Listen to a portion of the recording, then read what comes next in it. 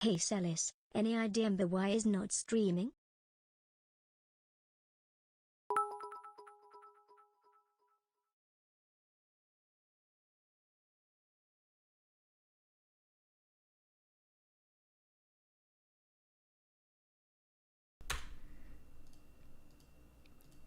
Oh no! Oh, actually, I remember why now.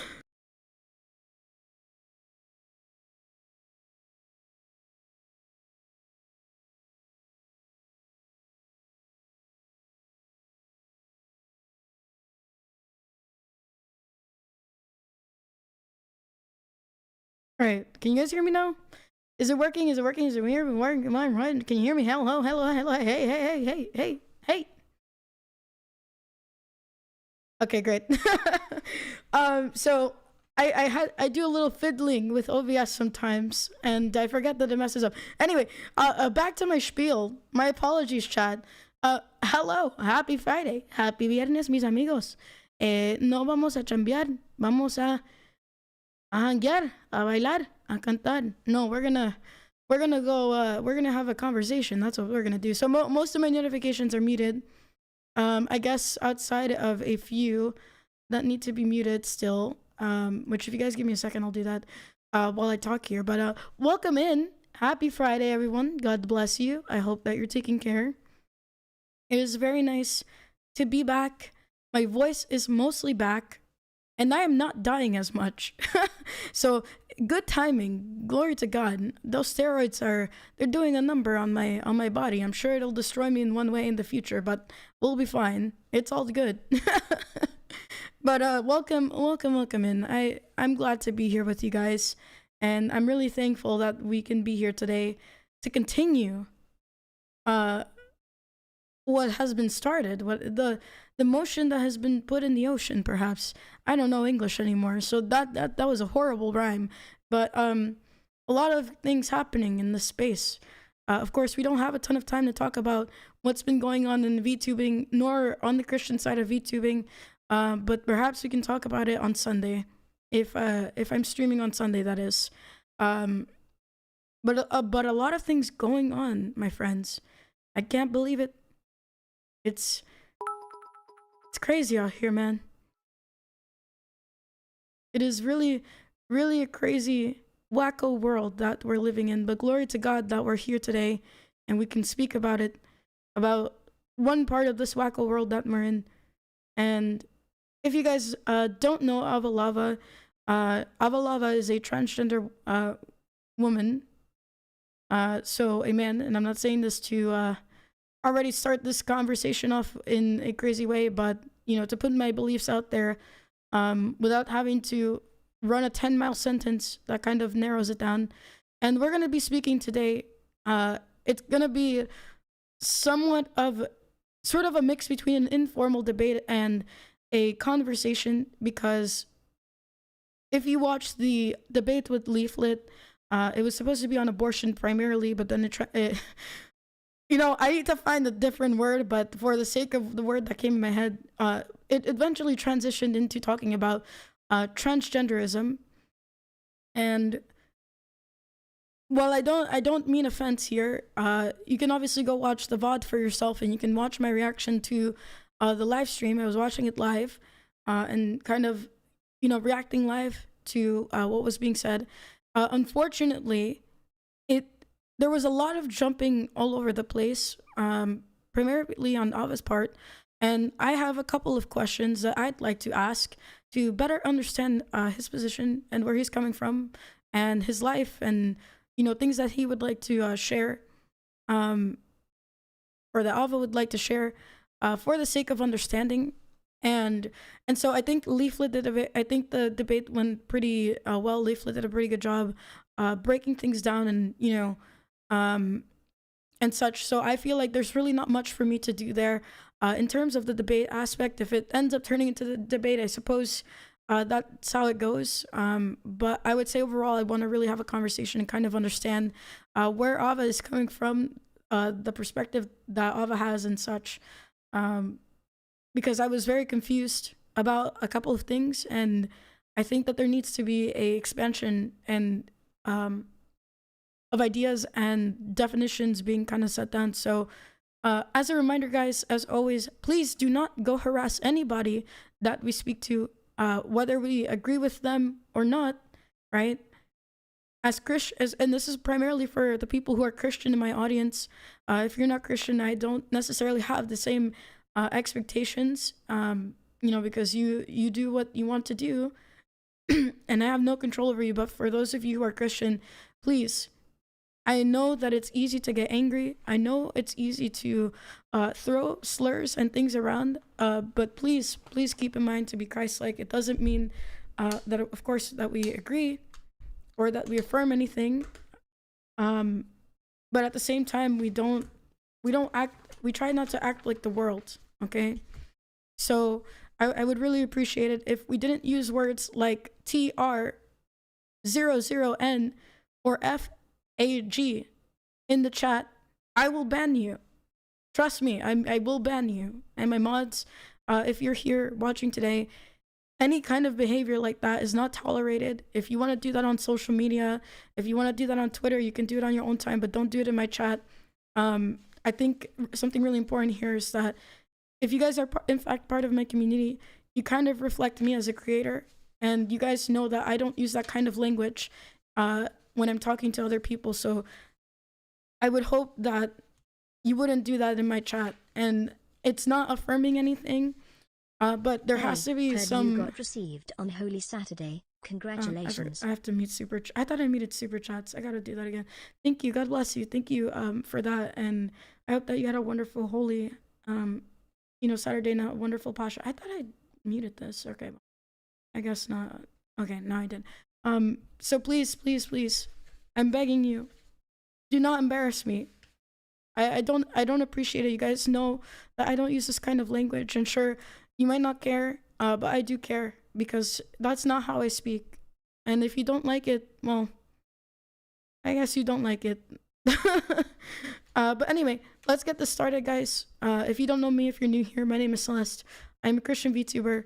I've been VTubing for over 2 years now, but I've been doing Christian content for at least 1.5 years. And I love talking about Christ on my streams. I don't shy away from politics. As a Christian, I don't really like to say right-leaning, but I guess if you had to put me somewhere center-right, and I believe, in Christ, and I try to hold biblical values when I speak. And I've been in quite a few controversies already, so if you don't know about them, go look at them and make your own judgment about me, I suppose. But anyway, we're going to be on Twitter, on an X space, and I will be sharing the audio with you guys of this discussion between me and Ava. Hopefully we'll be able to organize and break down our thoughts in a good way. Before we talk, I want to understand Ava's framework and how they happen to get to the position that they're in. Other things that I'd like to talk about, how is it that they know what they believe in? Kind of understand their definition, maybe set the groundwork beyond reality and perception, just really trying to understand categories and things like that. I'm not super deep into philosophy and things like that, but I do want to get to understand why, and we might get to things like children, medical stuff, and whatnot. I know healthcare was a very big point that Ava was trying to make with Leaflet. And yeah, that's kind of a couple of things, and hopefully we can be straight about it. I'll be taking notes, and I hope that you enjoy. God bless you guys, and please, if you want to support the stream, there are different ways to do that, and you already know. But let's get started. I'm gonna pull Ava in, and I'm gonna unmute myself on. Okay, I think I have to test. Stop testing. But thank you. I guess I have to mute kick too. I have like 4 different places I need to mess with my notifications with. Why do you do this? I love you guys so much, because I love you very much, Support stream. Yes, support the stream. Now I have to disable all of these things. For real. Before we get started, because you guys will You're gonna spam Latinas at me, and it's gonna be crazy.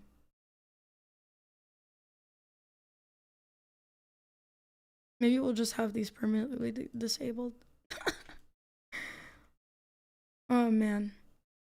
Sorry, I have to disable these notifications because I will lose focus. I really don't want. Latina. Uh-huh.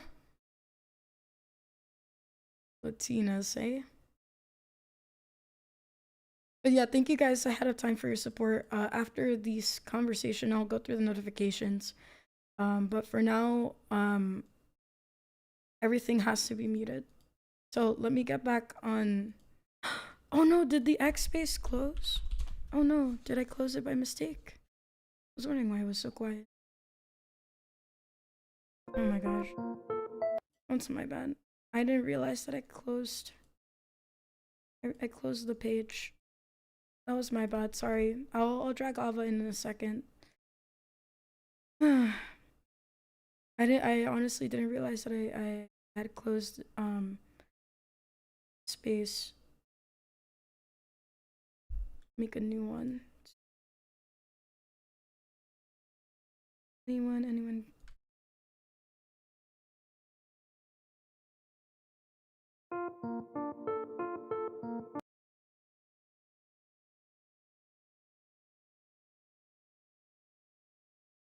All right. So once Ava comes in, I'll go ahead and I'll and I'll be able to speak. But you guys will be hearing the audio. Primarily, this will. Well, our models are not gonna like be on the screen or anything. So it's not gonna be like leaflets. You'll just be able to hear it. The recording will be available on Twitter. I do apologize for that. I didn't realize I had closed the page. So hopefully, Ava will be able to come in a second here. Let me send Ava.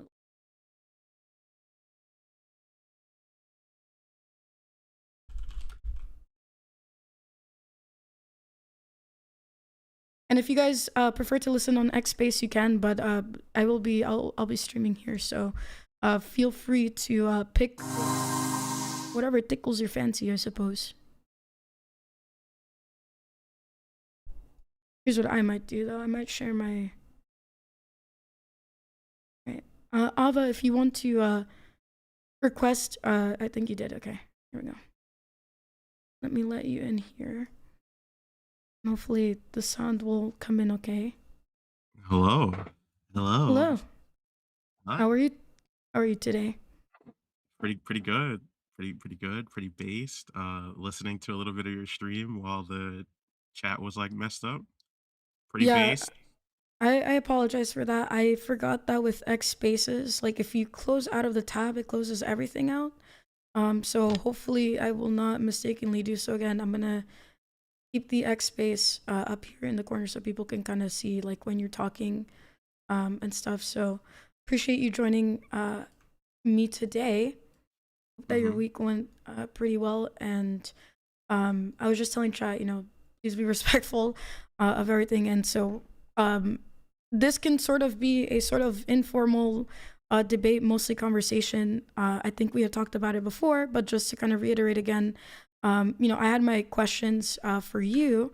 And obviously, if you have any questions for me, I want to, without you doxing yourself or anything, kind of learn what has led you, to here where you are today and things like that. And, kind of go from there. So I want to, kind of understand your worldview, kind of start there, kind of get an idea of your framework. So, yeah. So I'm assuming the initial question you wanted to ask, I guess, is like how I ended up becoming trans or like transitioning and stuff, and why I'm like okay with it. Okay. Yeah, and if you want to share a little more about yourself before we get started, for the people who don't know who you are, you can do that as well, like a kind of brief introduction. Okay. Well, hi. I'm Ava or Lav. You can call me either. I really just don't care. I am a trans woman. That's not really that important, but I exist on the internet as a loser. I'm pretty happy about being a loser. Oh, It is just in my DNA. It's in my coding, And I will say for sure that I don't speak for every single trans person in the world, but obviously I am like some sort of a representation for trans people. So Mm. I will be keeping that in mind while talking about this stuff. But if you do have any questions, feel free to ask. I'm willing to be open and honest. I think these conversations do need to happen and stuff, as Celestium said earlier. Yeah. Too much, both sides kind of just refuse to speak to one another because the communities surrounding us could be pretty hateful and toxic. And yeah, these conversations need to happen. So I'm just happy to be here. Yeah, I do agree that they need to happen, and so I I didn't want guess to if we treat want to this too just talk much about like as how a. I Oop, sorry. guess came to understand that I was trans. Um, it's going to be a little hard to explain this concept because everyone goes through this journey on their own. And what I mean by that is that there is never going to be a scenario that trans people can 100% agree to and say that, yes, this is my life lived experience. Um, Me personally, as a black trans woman, I knew that I was trans growing up, though I didn't have the information around me to know exactly what was going on. So, like, I know it's common for people to be like, I wish I was a girl or something like that, or like, wondering what it would be like to be in like the opposite body. But that's like not what I'm trying to describe here. What I'm trying to describe is like getting yelled at by your dad because you're crying, and he asks you if you want to wear like panties because you're crying like a girl, and then you say yes, and then they get mad at you, and you just don't know exactly like why you're saying yes or like what's going on there until you're like in your adulthood and you can look back on these experiences. So I would say that I knew I was trans growing up as a kid, maybe around like 7 or 8, maybe. Um, I know that sounds pretty fucking young, but like when I say that I knew I was trans at like 7 or 8, that doesn't mean I knew 100% about transitioning or what entails these things. I didn't know any of these things. The thing that I knew is that I didn't feel like the way that my dad wanted me to think of myself.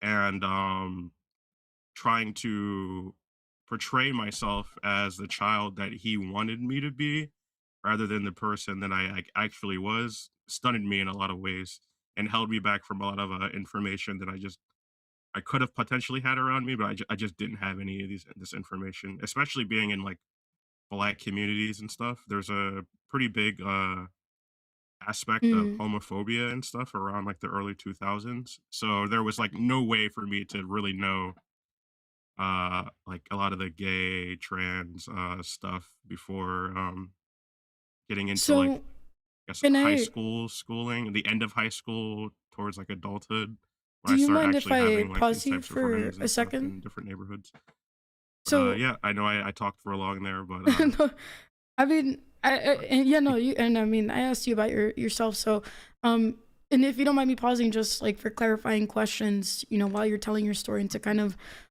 keep it on track. So, You're um, muted, by the way. If you were speaking while you're muted, I have I mean, no am I idea. muted? Can you hear me? I guess it's so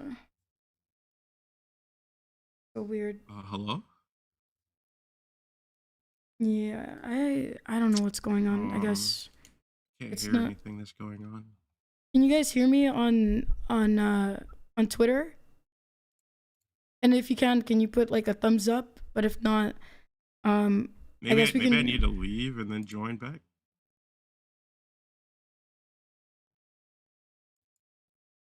I mean, I Let me don't. try leaving and then joining You can hear the back. space. I mean, on Twitch, it's Um, understandable if you guys can hear me on Twitch. I'm talking about in the space itself. If you're not watching on any of my platforms, just want to make sure you guys can hear me. All right, cool. Yeah, I mean, the icon is moving, but he can't hear me, so I gotta make sure Alva can hear me because I was trying to kind of interject a little bit and kind of get an idea of what's going on.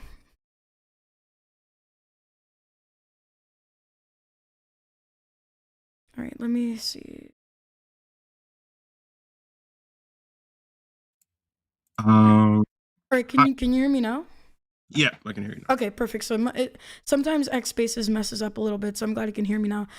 So I kind of just wanted to like pause really quick because you mentioned some interesting things. So, and I'm sorry that your father, yelled at you. I know that there's a time for correction and things, and there's probably a way to do it, but and you said that while you didn't like fully understand, I guess, what was going on, and it Mhm. wasn't until much later in your life that you kind of understood or were trying to like understand and make sense of how you were feeling. There's definitely multiple factors that um, go into why someone may consider themselves trans like later on in life. Mhm. And while I'm not saying that this is your case, I mean, I guess based on the little that you told me, obviously I don't know your life story. Abuse tends to be one of the things that might propel someone to go into this direction. And there might be other influences like, well, I don't know if you're an only child. I'm an only child. I was my mom's only kid. I'm my dad's third. No, I um have a couple siblings. Yeah. and are they like all sisters? Is it a mix of brothers and sisters who like live with Um, you? one brother and a sister that lives with me, and then two other sisters on my dad's side. So yeah, it's Yeah. two boys and then the three girls. Yeah. and Yeah. And so I don't know if this is maybe your case, and maybe I don't know if I was like misinterpreting when you were like speaking, but sometimes we, as children, right, kind of Mhm. sponges and absorbing things, and we get interested in things, and sometimes maybe our parents don't talk to us about, certain topics like setting the, I guess, expectation, for boys and for girls, or you might get interested, something might catch your eye as a kid, and you want to keep exploring that. So would you say that when you were younger, maybe the things that the girls were doing might have caught your eye, like, obviously I'm not going to say it was this one experience that made you trans. It could have been a collective of things that influenced you in your childhood, if you're willing to kind of share, and you don't have to go into detail because I don't want you to dox yourself, but Um, you know yeah, overview. yeah. I'll just say right now, anyone like I don't want people looking into like my personal IRL stuff. Yeah, yeah, please no. Obviously, like it's just we're speaking here. We're chill with one another. I'd prefer people like leave us alone and just like just listen to what we're saying. But in my own personal life, um, I get exactly what you're saying. Yeah. I would like to say that I didn't have this like firm grasping of my identity until I was an adult. Mhm. So during my childhood, of course, there were things that I saw like girls doing. One example, especially, is like girls in school shaving their legs.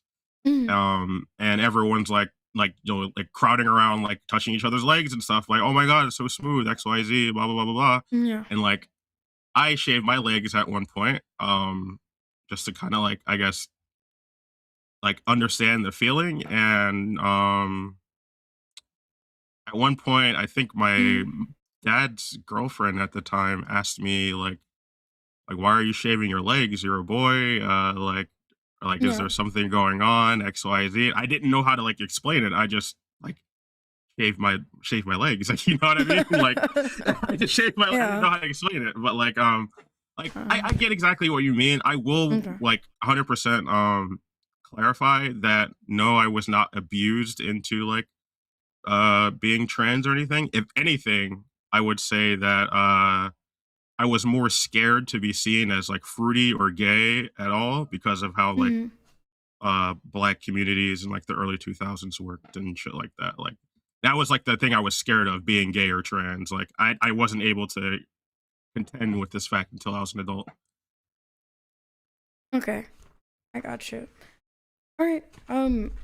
I don't know if you had anything else that you briefly like, wanted to share about your past or anything, and then um, I do have like a first kind of like question Mhm. on the more conversational side from there. Yeah.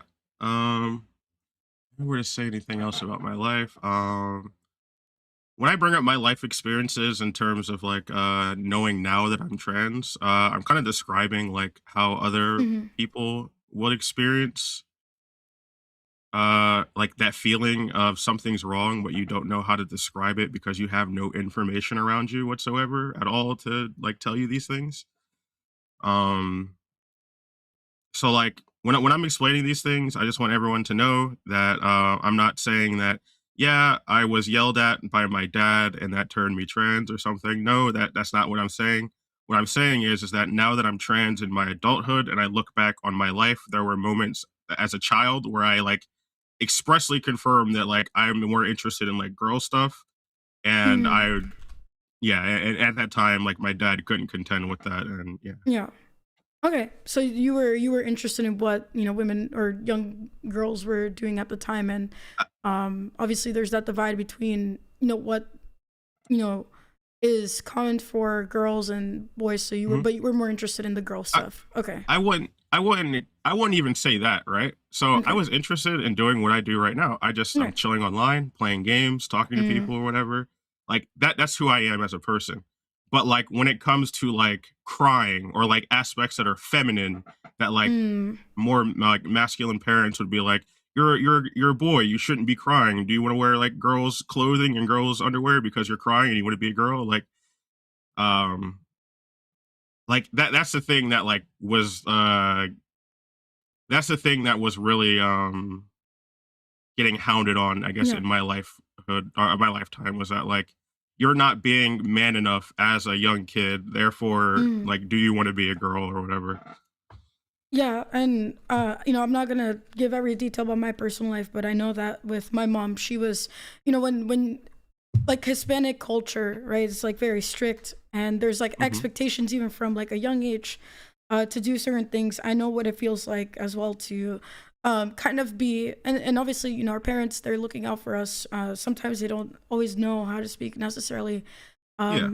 in the best way. But I Hmm. think overall it does come from a place of, concern and love. And sometimes that love is like very firm.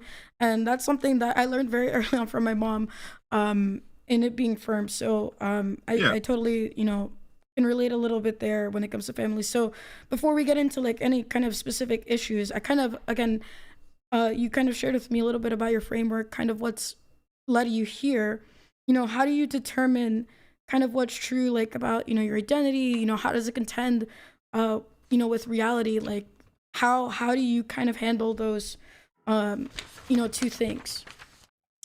Reality right now is really hard to contend with because I can engage with reality as much as I want, but if the people in power don't want to, I guess, engage with some of the stuff that like I like engage with, then there's nothing really I could do to stop that. What I Mm, mean by that is that I understand that a lot of like love, especially like Christian like religious love, comes from like a place of wanting what's best for someone and wanting them to like, not be eternally damned and and salvation and stuff. Sometimes that type of love is destructive to the lives of other people who are unable to live that exact same lifestyle. Um, mm, and what I mean by that is yeah. that there's no possible way for me as a trans person who grew up in a Christian household, by the way. Okay. My grandparents were very heavily Christian. They wanted me to go to church and stuff. I wasn't really a church person, but they dragged me there.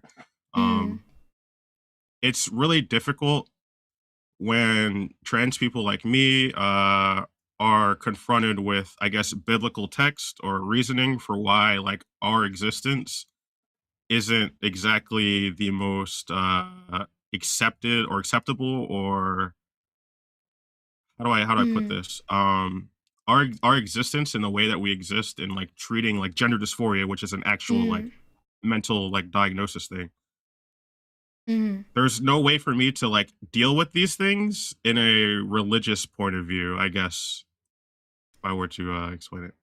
I would say that there is a way. Obviously, some people just don't have knowledge, period. But I would say that with Christianity, and I don't know what denomination you were part of, and if you want to share that, you can. Um, Mhm, sorry, my voice is still recovering. So, mhm, um, you know, is that Christ, seeks to heal, what is broken, right? Because humanity is in a fallen state, And we don't have to get like super into religion or anything. I'm gonna try to avoid going too into that, but because again, you brought up that you used to be part of a religious household. Is that healing that Christ offers? Now, Christians aren't perfect. We're not perfect people, right? Only Christ is perfect. But I want to definitely be interested in like, or in asking, not only your denomination, but that relationship with Christ, if you ever wanted to I guess back then kind of seek it, but we don't have to go into that too deep. But I'm curious about your denomination mostly. I couldn't tell you what denomination I was because I was just a young little jit, basically. Yeah. Just getting dragged to Sunday school and to church and Yeah. prayers and all this stuff. I So like, gotcha. I guess my relationship with like Christianity is like the aspects that they really wanted to drill into your head, like being a good person and doing Mm. good things to receive like good deeds and good like So kind of like basically a transactional Christianity. not exactly transactional. Like you want to be a good person because being a Mm. good person is an overall benefit to society, but Mm. you being a good person will benefit you and your life in like ways that obviously not being a good person couldn't. Like That's interesting. for Yeah. example, like I could be a bad person and completely lift up my own life expectations and like living experiences and stuff. I can do that, obviously, but personally or morality speaking, I have to I think of things in a way where morally I can't condone or engage with certain actions because it feels like wrong. Like I don't know how to explain it because I'm not like a Yeah. Christian denomination, obviously, I gotcha. but yeah. Yeah. So I mean, I think Christianity, Christ has set down what's like right and wrong. So I'm curious, like, I guess now as an adult, like, where do you get like, where does your morality, kind of come from? Like, where does it, like, what do Uh you base it on? my morality comes, I will say, like 10% religious from like my old like stuff of understanding religion, and then 90% of lived experiences, seeing that yes, being a good person is just a greater benefit to society than being a bad person. I base my experiences off of like scientific studies that have allowed me to like take HRT under like an informed consent state where like medical professionals will stress. Gotcha. I think it might have cut out. Can you guys still hear me in the space? Can you give me a thumbs up if you hear me? Not on Twitch or anywhere else, but in the space itself. I think it might have cut out.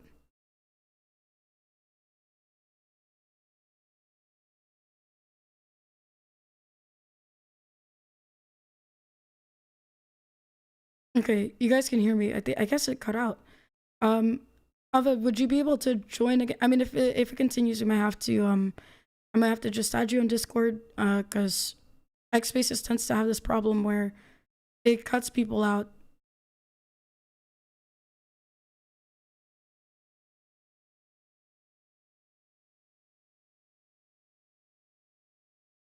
Oh, I'm being called a LARPer in chat. It's over.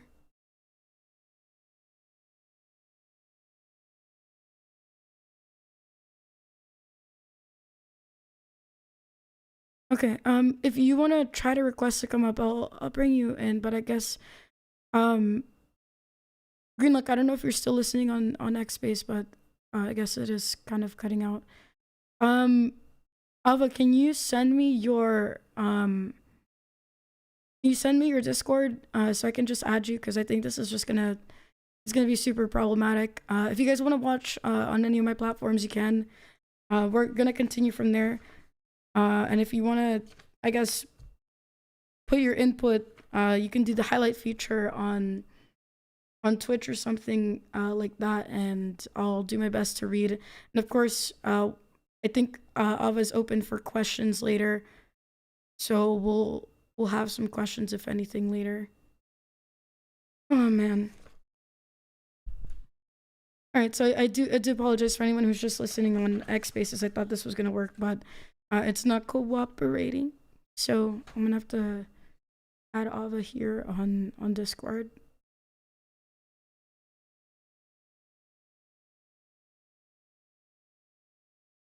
Yes. Let me exit this real fast. Yes. Biology does in fact dictate, and something interesting that I was like looking into is, from the Orthodox perspective, is how the soul, right, works. You know, that God creates the soul, and then your body, right, the one that you're born into is where you're supposed to be born into. Like the soul and the body, they're very connected. You can't separate those two things. If you're born a man, you have a male soul. If you're born a woman, you have a female soul. And those two things can never be ripped apart. So that's where the spiritual aspect comes in. But again, biology dictates ultimately like a lot of like who we are. And while it's not the only thing, of course, it's not something that we can divorce. And I've mentioned this before, you can't divorce those two things. So even if you express it in a different way, it still doesn't quite, in fact, change that. But I'm gonna go through these questions because I have them written down. We'll hopefully go in order. And again, guys, this isn't like a debate like how Leaflet and Ava were doing prior. I think that ship has sailed, but I do want to understand, and hopefully in respectful discourse, kind of just get to understand Ava more and stuff. So we're gonna do that. Oh. All right, awesome. Holy smokes, that's loud. I muted this. All right, so sorry about that. I don't know why every time I try to, I can never do an X space because this is kind of what happens. But all right. I was hearing a yeah. bit of what you were saying about Christianity Yeah. and like the soul thing. I guess I Yeah. could pique your mind on that real quick. Yeah, if you want to, sure. This is actually like something that's like pretty interesting to me because like I obviously hang around like people like Don who is Christian and stuff, and like we go back and forth on these questions a lot. But like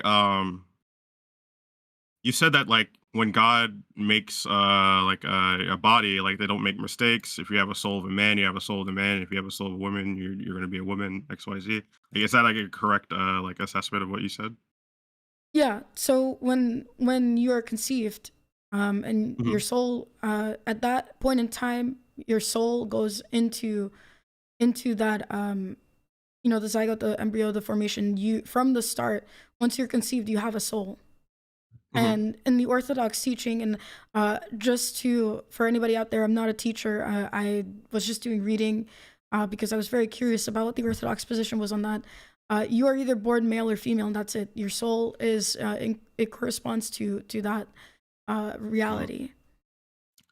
This, I guess, you could potentially sway my position on abortions and stuff, because obviously I take the position that like Mm. abortions don't really matter until like X amount of weeks, when like an actual like consciousness and human experiences is going to be felt. Um, but you have the position that like your soul is immediately there from conception. So this could potentially change my like views on abortion and stuff if like we can We like can go, like, if you want, like at the end, just remind me. So like once we get through the trans stuff, because that's the primary. I don't want to you know, jump into that later, and it could be off. It can be off stream. yeah, yeah, As well, and we can definitely talk about it because the Orthodox yeah. position is your soul from the moment of conception is there. So you are a human being. It's just that you are in the early stages of your development, but your soul is there. So yeah, it's a lot of stuff, but it could, I hope it helps a little bit. But going back to the topic, you know, thank you for sharing a bit about your Mhm. life and kind of, you know, what you were going through. I hope you guys can hear Ava properly on stream. I'm gonna just do a Yeah. quick Uh, sound check. I didn't mean to try to like debate you on this. I really do wanted to like ask you a Yeah, question on yeah, this real quick. that's fine. That's Um that's totally fine. Do We're you not having think a it's debate. possible? Yeah, yeah, yeah. Do you think it's possible that like God put me in this body that I am in right now to like find the meaning of life, which is like coming to terms that I'm transgender? So we and I'm gonna eventually like answer your question, but I hope you can follow my line of reasoning here. So, from Yeah. a Christian perspective, uh, and I would say like, so I'm gonna be primarily speaking from a Christian perspective, and again, because this isn't a debate, I'm not gonna go too crazy. Um, Yeah. we are born because God, loves us. He loves creation. He made Mhm. us from the start. And if you read Genesis, I think it's verse 26 or 27, that when God created humanity, he created, man, right? Male and female. Eve Mhm. comes from Adam's rib. And so when Adam and Eve sinned, when they, Mhm. obviously Eve first being deceived by the serpent, took that fruit and ate it, it brought in sin into the world and destruction, chaos, disease. Women were actually not even supposed to have birthing pains, but because of because of their disobedience, it brought in a lot of things. So I would say, in answer to your question, is uh, this is something that has been explicitly grounded since the start of time, and God is a God that doesn't change. He stays the same. So if he has set the rules and he has set the order, there are no exceptions. The only reason exceptions maybe exist, or mutations and things like that exist, and disease and mental illnesses, is because we live in a fallen world where Uh-huh. the enemy has taken over the minds of people. So you may be experiencing this, but from my perspective and speaking as a Christian, God would want you to fight against these thoughts and rely on him for strength. But this is something binary that you cannot change, that none of us can change, even if we feel a certain way, because God has already established this order, the natural order of how things are supposed to be. Yeah. So, while the Bible does not explicitly use the word transgender, and we do have the word male and female, and that's how it's supposed to be. Everything else Yeah. is not, like, when we try to distort that, it is going Well, against God's will and order, if that makes well, sense. uh I guess try to take this what I'm saying in a way that's like Mm, not trying to like argue against like God and the belief in Christianity and stuff. I understand that it's very important to you and your audience. yeah. I guess I'm trying to put it into perspective. Like, I'm not saying that God made a mistake, but God like intentionally put like trans people in our bodies the way we are, Mm, so we like. Because I guess in my mm, experience, the way I guess I'm bringing this up is that by the time I was going to transition in my adulthood, I was at like the end of my rope, to where like if I mm, wasn't going to transition, I was probably going to do something that I was not going to like walk away from. And it wasn't because of like the pain of not being able to transition. There was just so mm, much stacking on my plate. mm, And I knew for a fact that this was something about my identity that I was like running from and like trying to not contend with. And like, I right. guess I'm trying to ask, like, is it potentially possible that God like put transgender people in the body that they're in so that they would come to understand like the meaning of life, I guess, in their own way of like learning that they're trans? Well, that's the thing. Like, God doesn't make anybody trans. Because, again, like I mentioned earlier, right, if we're going to go based on what Genesis says, you're either born male or you're born female, and that is, the word gender didn't Mhm. exist back then. Sure, there were like, the only thing that we can tie into maybe is like later on is effeminate men, right, and by opposite, Mhm. right, more masculine women. But God, again, if God is a God of order and he makes everything good, he wouldn't put you in a position, and this is going based on, logically, if we're going to follow that God is good and he has a certain order, he wouldn't do that. So I know this might sound weird, or maybe it might sound offensive. I'm not trying to be offensive. Again, if that It's fine. order has already been set and we live in a fallen world and the enemy is deceptive, do you think it was Mhm. God that, do you think God is the one making you think that way? Or could it be potentially something else that's making you think that I way? Personally, from my point of view, I guess since I'm like started out like religious and stuff, from my point of view, I would like to believe that God intentionally like put me in this position so I could learn to love my life and myself like later down the Mm, line. It was a really hard journey. I could have given up and like, like there's a lot of people who do give up, but like I'm here right now and I'm speaking and I love life. I love life more than I did before I was trans at least.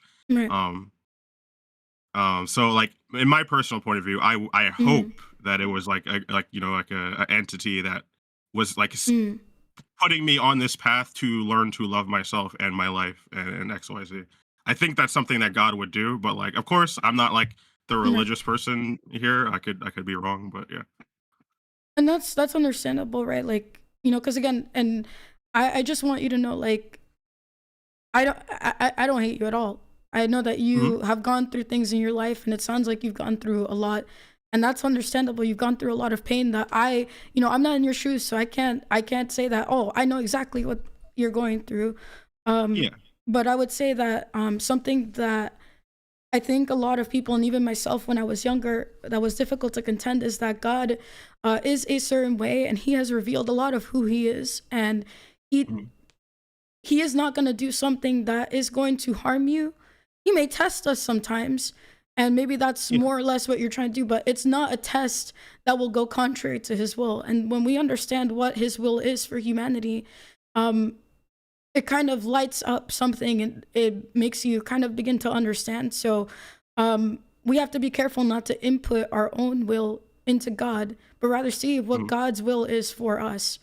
And so again, the Bible, there's a lot of things that are clear. We also have like the early church that has explained a lot of these things, and things that go contrary to God's will. Well, again, God is goodness. If we go by the logic that God is good all the time, He's not going to want something, bad for you. It's not going to bring you fear. It's not going to Mhm. bring you confusion. It's not going to break you. It's not going to make you feel like you need to end your existence because there's Sorry no other for way what out. I miss.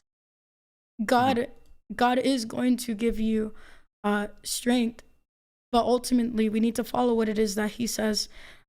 So I can definitely maybe expand upon that a little more later. But continuing here, going back to the whole kind of transgender thing, you know, Mhm. what, and since I already kind of gave my definition, I guess, of gender, what grounds your definition of gender? I'm curious. My definition of gender less to deal with like the bio. See, okay, so I'm just completely Yeah. honest here. I am completely like slow when it comes to like the ins and out of like the human anatomy and like biology and like the stuff like that. That stuff is like less important to me than like the social aspect of how we treat and perceive others around Mm, us when they're presenting themselves in such a way that like yeah, clearly you're going to believe this person is like a female more than a. So like what I mean by this is right is that my definition of gender is basically how you would socially treat the person that you're interacting with in the moment. So And would you say I it's know that's more mm, subjective, social, biological, something else? it's definitely subjective and social. And what I mean by that is that like there are like men who like aren't attracted to men whatsoever, Mm, but if a man is like I guess, weak enough or attractive enough, like a woman is, then they'll be like, okay, that's basically a woman to me. So like, it's like subjective in the way that like the way people want to treat you and people how they're seeing you present yourself in the world has more to do with how like your gender your is rather than like your biological sex because you're not assuming that every person that you talk to has like I mean you might be assuming this but you don't usually assume people's genitalia when you speak to them. You just kind of refer to what you see in the moment. that's that's part of it. I Mhm. may make the that assumption depending on how the conversation goes, but usually And it's not like, oh, I'm thinking about it because I want to think about it. It's just like if I perceive Mhm. you or I see you as what XYZ, I'm going to assume that that's also part of it. But it's like a very brief, like it's a blimp thought. But okay. So It then based well, on what you can I said, can yeah, can yeah, I go build ahead. off that real quick? See, this is where, like, it becomes dangerous for people who aren't trans, right? Because, Uh, there are women who have more masculine features, who are just completely biological women who have vaginas and stuff. There are women who have more masculine features, and, like, once people, like, assume something about them mm. being potentially trans, that could, like, just throw off, like, who they actually are, like, as a person, like, to society and stuff like that, you know? Like So and based on what you said, I'm gonna Mhm. share a little something about myself. So Yeah. biologically, well, I am a woman and was born that way. Mhm. Um, I've had a issue playing video games online where you have to communicate with your team, and Right. my voice is not. And people have told me, "Oh, but you have a feminine voice." Well, sort of, I guess, but it's more on the raspy side. It's not this cute Mhm. voice, that goes high. Like I Yeah. can't even do it because my voice is gone right now. But I Hello? don't have a yeah. Oh my gosh, no, my ears. Well, I guess that's where we end the stream. I have a voice that isn't I guess you could say traditionally very feminine, and I have been called a prepubescent boy multiple Mhm. times. Now, if you see me in real life, you know, it's very easy to see that I am a woman, but Mhm. I would say that there's a myriad of things that can go into it.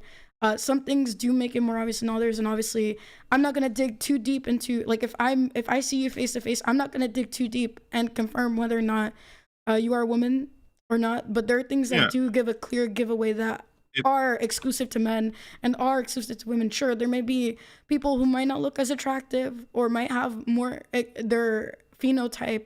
I think Mhm. is the word that I'm looking for. The physical expression may not reflect that, but they may truly be biologically, a woman or man. But for whatever Or reason, right? But intersex. Yeah. I mean, that's more of a different story, and that involves genitalia. And I'm not trying to necessarily Yeah, yeah, oh, have yeah, that yeah, yeah. So, I just wanted to bring that up the, just to make yeah, that clear, yeah. yeah, for sure. And they Mhm. they exist as a group, and I think that and I'm not saying that this is what you're doing per se, but people have treated Mhm. intersex people very terribly. Especially when it comes to more vocal people in the trans community, they treat intersex people as kind of a mouthpiece, talking point, maybe shield to some extent, to prove them to be the exception to the rule. And it's kind of, Oh, I try not to be a bit insulting, knowing a couple of intersex people myself, but that's not really the point of conversation right now. mhm. But reeling it back in, so by what standard would you determine that someone is a woman? So, hmm, how could I explain this, I guess, in my, like, personal way? Because like, we're not, like, debating about this, so I wanna give you, like, my thought Right, process as raw as it possibly can. right. Um, so personally, so I understand exactly what you mean by there are tells and giveaways that, like, obviously, like, it's clear that someone might be trans or XYZ.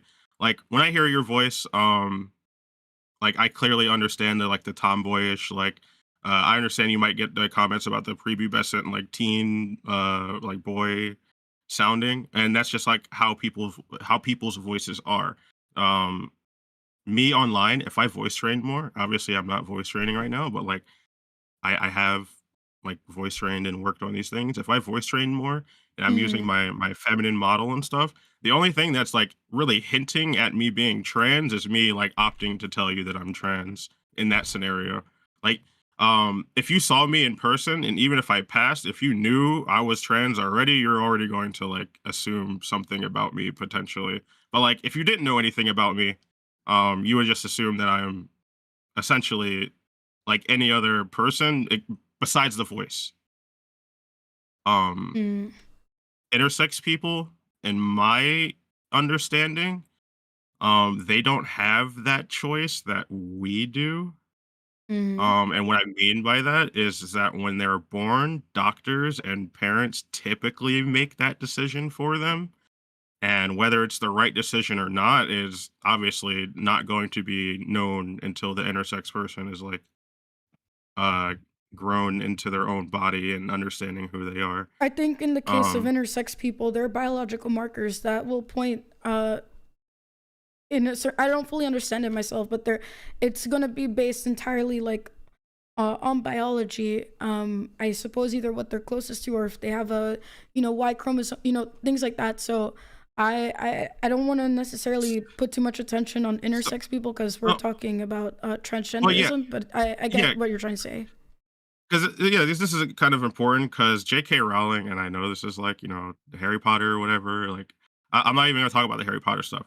J.K. Rowling, when Iman Khalif, the like Algerian boxer in the Olympics, I think last year, like there was a whole like debate on like her chromosomes and XYZ, Mm, and like the main focus on like genitalia. And Iman Khalif has a vagina, and I believe a daughter as well.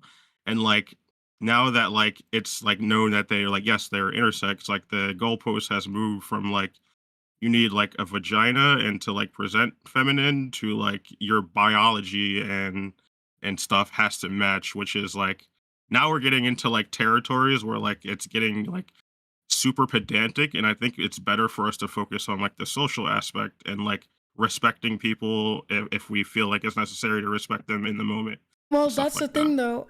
Just because they happen to be the exception to the rule doesn't take away from the fact that biology is still not divorced from the topic of gender, right? It's Yeah. two things. There's the social and there's the biological aspect. And when you take one from the other, it really takes away from the experience of people who, and let's say normal circumstances, are born, right, with a healthy pair of their organs, like all their organs are healthy, right, from birth. Hmm. And sure, there may, again, I'm not denying that there's a social aspect to being a man and a woman, Hmm. but my problem with transgender kind of like ideology or mindset is that you only want, and not saying you, and I'm saying you as in general, the Yeah. group, is that you Yeah. guys want to focus more on the social aspect. And again, not saying deny the social aspect, but you cannot turn a Hmm. blind eye to biology. Those two things are very much intertwined. And if we go back to the soul conversation, right, from Hmm. the Orthodox perspective, is that when you are born, that soul, right, those proclivities and things like that, that eventually come later, all of that is encoded not only to your DNA but your soul, and it's intertwined. You cannot separate the two. It doesn't change. It's something unchangeable. It's binary, which I know is going to be a controversial word here. Oh my goodness, I'm getting ready. Thank you, Yeah. Greeny Wolf, for the raid. Appreciate it. I gotta mute that. But thank you for the raid. Welcome in, raiders. I'm currently in the middle of the discussion with Ava, so I can't really respond. But I hope that you had a good stream.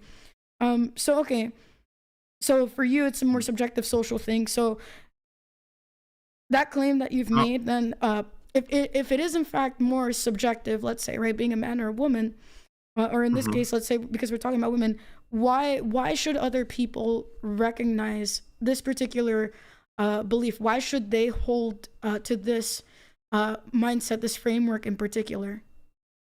Um, I think that whether we want to argue on like biology or not, uh, believe it or not, HRT like changes like male biology if we're taking like Mm, estrogen and stuff. To like it's not obviously it's not going to be the exact same thing that natal females are experiencing and go through from birth. But I think that the biology conversation should be kind of irrelevant, and we should start like I guess respecting people for the way they're trying to exist in the world. And what I mean by that is I've talked to a lot of like Christian people who don't agree with mm, like the whole transgender stuff. But they've had no issues like respecting my pronouns being like she, they, or whatever. I mm, personally have they there, because like I kind of feel like I would exist between both in a way. And for the people who don't want to respect like using she for me, they mm. can just use they or whatever. I Okay. have no problem with you like saying him or whatever. Like obviously I understand your beliefs. That's why I'm here speaking to you.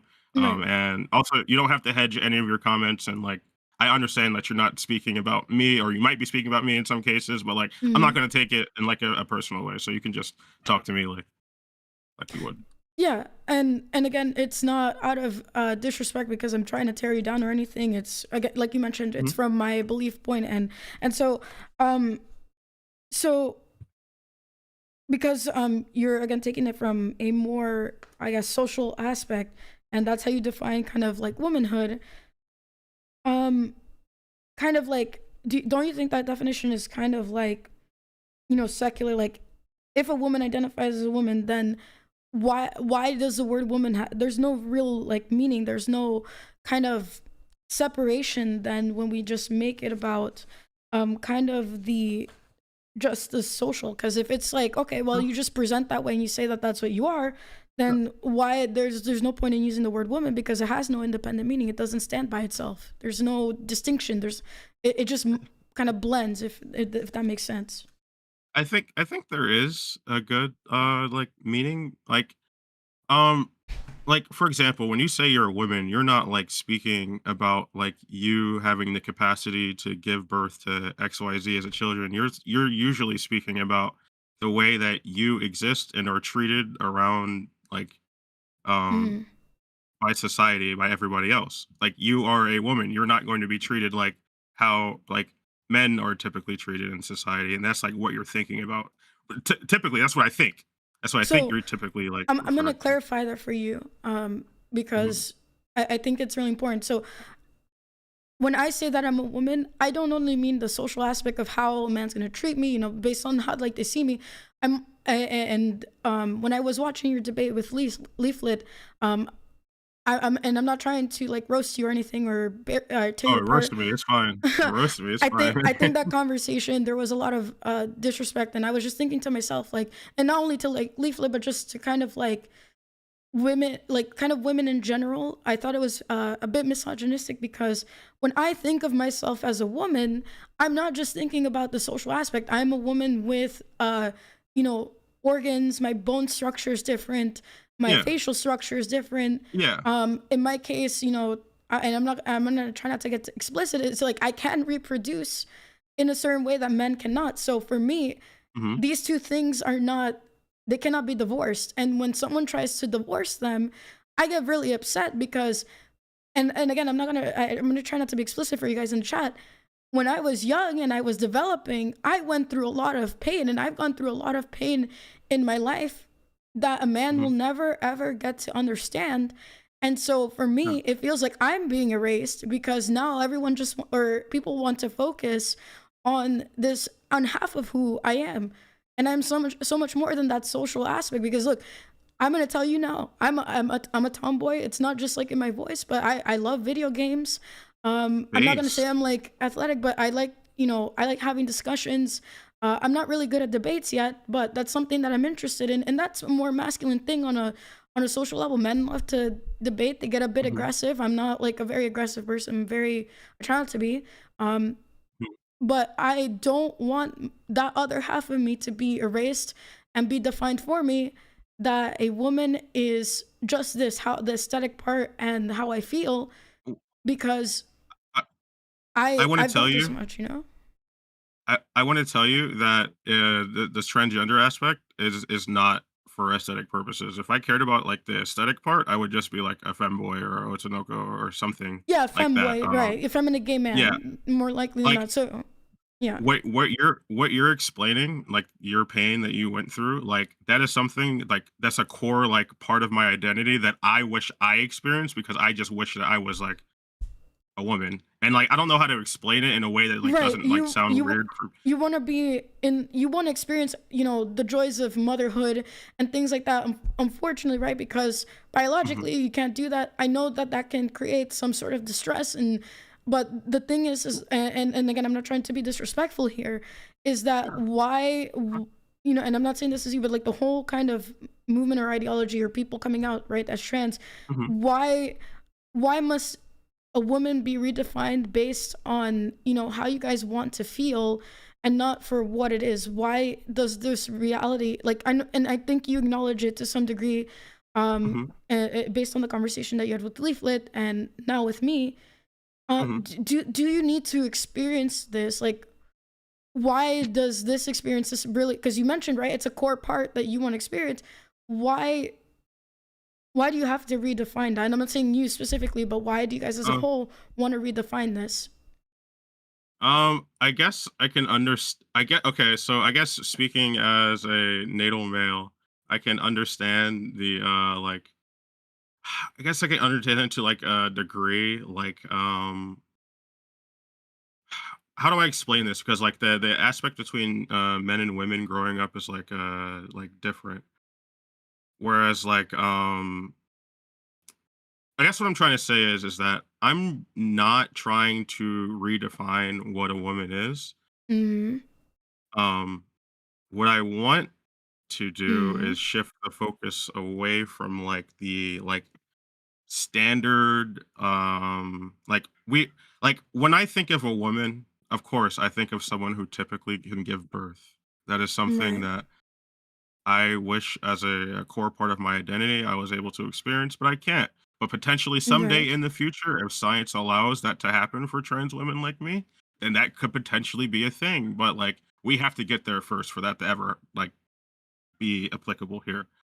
But Uh, like we're not trying to take the experiences that natal females experience. We're not trying to take them and to like I guess like perverse them or to make mm-hmm. them like insignificant.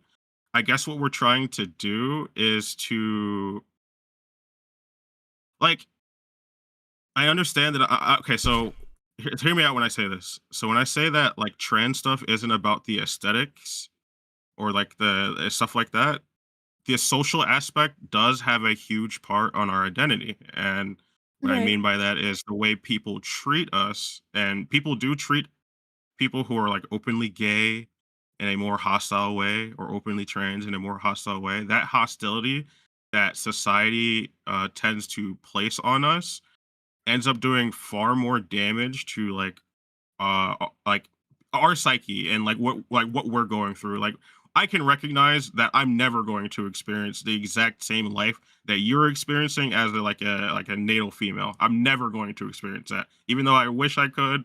Or if I could get rid of the dysphoria by taking a pill and becoming a cis man, I would probably do that too. But like, Wait. Can we um, pause there?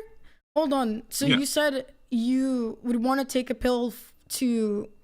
Wait, can you repeat that? Oh, yeah. Okay, so gender dysphoria is the thing that typically makes people trans. Right. So if you could take a pill to not feel that anymore and be a biological male, would you take it? Like, Possibly, or not yeah. to be a I don't think. to be a to stay as a like biological male, but not have the desire to transition and to become a Yeah. woman. So like, okay, so like, I think this is a typical like trans experience.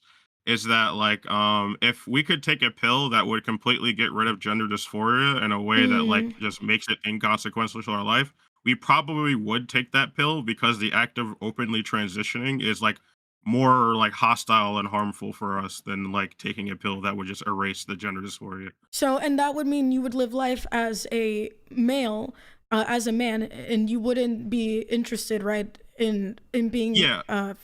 trying to be a woman. So yeah. So if I were to explain gender dysphoria, it's like every time I look into a mirror, I don't see myself at all. Okay. Like that's like something that's like harmful and detrimental to like my life. I don't see myself when I look into a mirror. But like if there was a pill that like completely got rid of like the gender dysphoria aspect and like allowed me to not think about that, then yeah, like I'm sure there's a degree of trans women who would probably take that pill because like transitioning like people typically like we know how bad that's going to be for us personally on a societal aspect. But like personally, it's a good thing. Transitioning is good. Like it's helped me live my life in a more positive manner. But like if we could take a pill that got rid of the gender dysphoria, some degree of us would probably take that pill instead of transitioning. Yes. Okay. So gender, and I appreciate you kind of explaining it. Like when you see yourself in the mirror, you don't see yourself. Um, Hmm. I've had some level of gender dysphoria myself, and not in the Hmm. sense that I want to become a man for the sake of becoming a man, because I would not want to live a man's life. I'm very comfortable being in Yeah. my body, but there Hmm. is this aspect of myself where I women have their, and there's expectations, there's roles, right? And God has ordained it that way. And I believe that that's perfect. That's fine. That's good. He created it to be good, right? Men and women, they're very different Hmm. from each other, but we complement each other. We are supposed to work together to create society. Like men do a lot of heavy lifting. So, one Hmm. thing that when I was younger, and this is in part because feminism, unfortunately, is a very big poison in the well of lives of many people, Hmm. fed the lie that I need to go have a career, I need to go to college and this and that. And as I got older and I dived deeper into my faith, and I realized, one of the greatest joys of being a woman is to be, obviously, if possible, if the plumbing allows us to be a mother, to be feminine, to be a wife, to love Hmm. God and be in the feminine that He has put me. But when I was like in college, and there was always this feminist talk, I felt like why can't I be a man? Like, God, why didn't you make me a man? Why can't I just be a man? Because I Uh, want to focus on my art. I want to y- focus on my career. Eventually, when in my early days of VTubing, before coming back to Christ, I want, why can't I focus on these things that men are allowed to focus on? And, yeah. it was a big conflict because, well, I'm a woman, there's an expectation of me, which again, I'm Hmm. totally fine with, thank Yeah. God He made that, the standard, right? And good. But that was a Hmm. question I always had, and I was like, I wish I was a man because I want to do these Yeah. things without anyone telling me, oh, you need to be a mom right now. You need to Yeah. focus on motherhood and this and that. But I like, get. obviously, I want to be a mom. Like, I know that at some point, everything that I'm doing now is gonna have to take a back seat, and that's fine because that later on in my life, my children are gonna be a priority, and I want to love them and give them the attention that they deserve and the growth, so that nobody poisons their well, as mine was heavily poisoned early on in my life and in my early adulthood. So, um, Do you appreciate the fact that you like have this time to wait and like choose when you're going to explore that part of yourself and like understand that you wish to be like a man to like not have these expectations like placed on you or like not like you know what I mean? You know what I mean? But like yeah. right, right. So sure. I'm comfortable in my skin being a woman. I know that I'm a Mhm. tomboy, right? So I'm a little bit, there are some things that are masculine that I'm into. But I know I'm a Mhm. woman and I'm comfortable being in this now that I'm older and I've gotten closer in my relationship with Christ. I don't have that kind of dysphoria anymore. Sometimes I complain to my fiance. I'm like, I want to be able to continue to talk about Christ to people and not worry, but I know, eventually we're going to have our family and I want them to be my priority 100%. And if I can work from Mhm. home or, be a stay-at-home mother and, take on motherhood, that's what I want to do. I don't want to, I don't want to Mhm. be a man. And Yeah. I'm going to say this as well because men have their own problems, and in today's society, and I Mhm. think, and I'm going to tie this potentially, maybe you feel this way, right? There is a lot Yeah. of pressure to perform, but there is not a lot of love and appreciation that happens from men Yeah. are treated as second class citizens and they are treated as expendable. Absolutely. Do you think about that? Absolutely. No, I agree. No. So everything that you described, I get that because I was obviously born a man, obviously, and I went through puberty as a man. So like Right. my lived experience of like being that man or whatever, like what you're describing is something that women have fought for like generations basically to like protect the lived experience that you're like experiencing right now. Back then women didn't really have rights or a say for when they could have families. Men basically had all that power over women. And this is something that's very important to a society to me. Like I think it's really important that you're able to experience your own life even if you're a woman or whatever. You So, know what I mean? Like I think it's yeah. important that you're able to experience your own life. So I um would argue that women have had a lot of rights, obviously, but I think they understood what was expected of them. Now, I think they had choice. Obviously, in certain I, cultures, there's arranged marriage, but let's just say in no, Western I think society. I think it would be really valuable for you to look into like how like oppressed women were like through like human history. Like women never really had rights to do things on their own unless in like the Well, specific certain scenarios. Like men were the ones who typically chose that okay. for them. So, and we're not going to dig too deep into feminism per se, but if I'm to add something, Christianity has liberated women in ways that, or rather, Christianity elevated the status of women in ways that other cultures had not prior. So that's why I disagree with you on feminism, that women didn't have rights or anything, because Christianity, again, it did I elevate women to a point where they are able to speak. And obviously, I think the thing is like culture and understanding roles. I think women, especially Christian women, mhm. understood, you know, what they needed to do, not only to survive, but they understood the role under God and what God has expected us to do. So while it may have seemed limiting in a way, maybe to M secular society, you know, if it wasn't for m Christianity, women would be. And again, Islam is m and I don't want to dive too deep maybe? into Islam. These kind of cultures are actually truly oppressive to Mhm, women. If you look at the Bible, um, Proverbs 31 in the Old Testament, that woman was allowed to work. She was allowed to go out to the vineyards and sell, and she brought honor to her husband, and she was elevated and loved. Uh, in the mhm. New Testament, Christ talks about, and the apostles talk about, how husbands should love their wives as Christ loves the church. Now, obviously, because we're humans, we're gonna mess that part up, but I think it's a lie of feminism to say that women, and of course, depending on the culture you're in, that is obviously true. But Mhm. in Western society, especially based on Christian values, um, I there might have seemingly been some restrictions, but it's how people were surviving and flourishing, and how there I was want less, social issues, I would say, and it the problems. it I wanna cut you off here for a little bit Sure. because I think that what you're recognizing is that Christianity has had a larger influence and, like, more, like, in your face, like, power dynamic with the way society, like, functions today than, like, any other religion. Um, like, if I were to say in, like, at least in Western societies and stuff like that, Christianity is obviously, like, the most prevalent. Um, like, a lot of the rights that you're identifying that are, like, you currently have right now weren't gained under, like, Christian values. They were gained by women recognizing that they didn't have, like, similar rights to function the same way that men could in society. And I understand that you value that women and men have different, jobs and functions in society. But the point being that these women like fought for like the rights that you're experiencing right now is so that a man couldn't just decide their entire livelihood for them. Like if you didn't want kids right now and a man decided that nope, you're actually having kids, back then you couldn't decide that thing. And like I think that it's good Well, that that's the women now thing. have the They had the decision back then, but then society would, you know, usually women would, if they wanted to stay, virgins their whole life, they would go to the church and become nuns. And they had the. Mhm, That's the thing, though. In Western society, women have had choice for a very long time.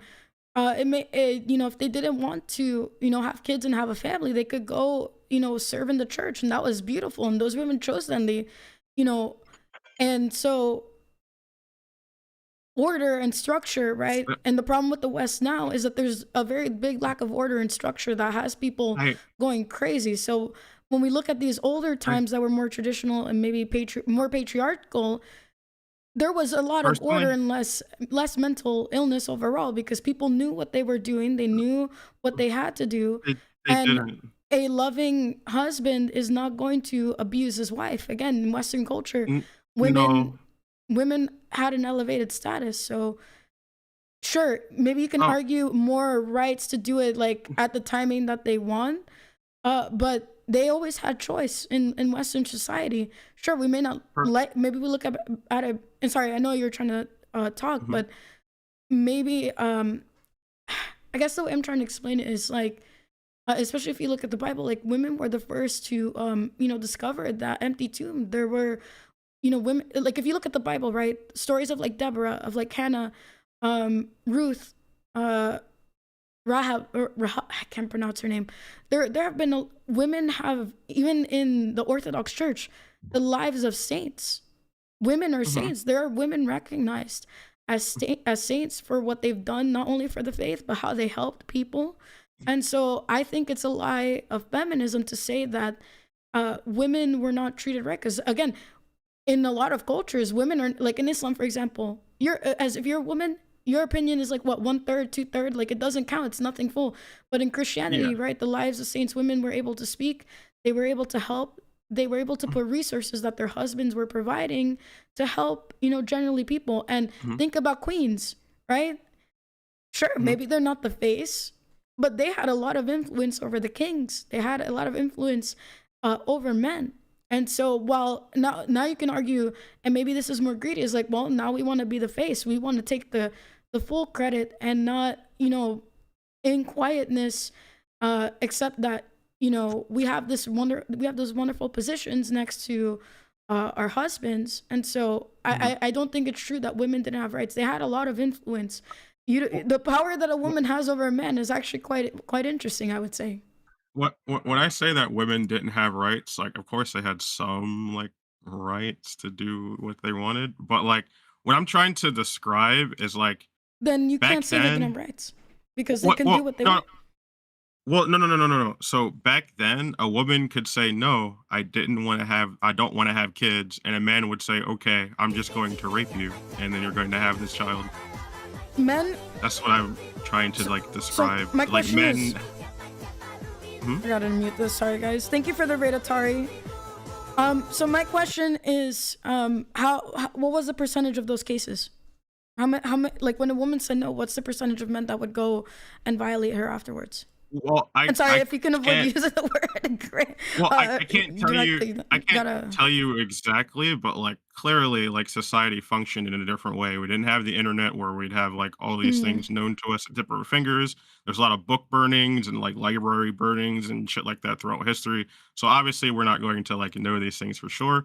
But like if we're looking through like historical like I guess like premise, and I'm not even just speaking about Christianity, I'm just speaking mm. about like the power men have we're had we're over not women throughout talking. history. So I want to limit this to Western society because we're in a Western society. Well, yeah, Because but other cultures, yeah, like I mentioned early on, right? yeah, Those other cultures are very barbaric. They don't care about women. They are w- very they're truly the definition of misogyny. And so if yeah, we can just limit it to Western culture, that would be great. I don't want to go off to others okay, yeah, because yeah, yeah, they're yeah. I don't. clearly, Yeah, I'm problem. just sticking to Western. I'm sticking to Western stuff. I just sticking to Western. So Okay. the reason that women had more, or like the queen had more power over like men in society and like in Britain and stuff, is that like that's how their government worked. Like they're a monarchy. You follow the family leads. Doesn't matter if it's a man or a woman, you're fucking listening to whoever the fuck in that family is saying what they're So saying. I have a Um, question for you. So mhm, stability. Is there mhm. stability when everybody can do whatever they want and it doesn't matter? Or is there stability when there are guardrails to help, No, or when there's guardrails? it's definitely good to have guardrails, but, like, we didn't get to the point to where we're at right now without people going, like, off the fucking walls and doing whatever they wanted to That's not back then. true. That's not entirely true. Mhm.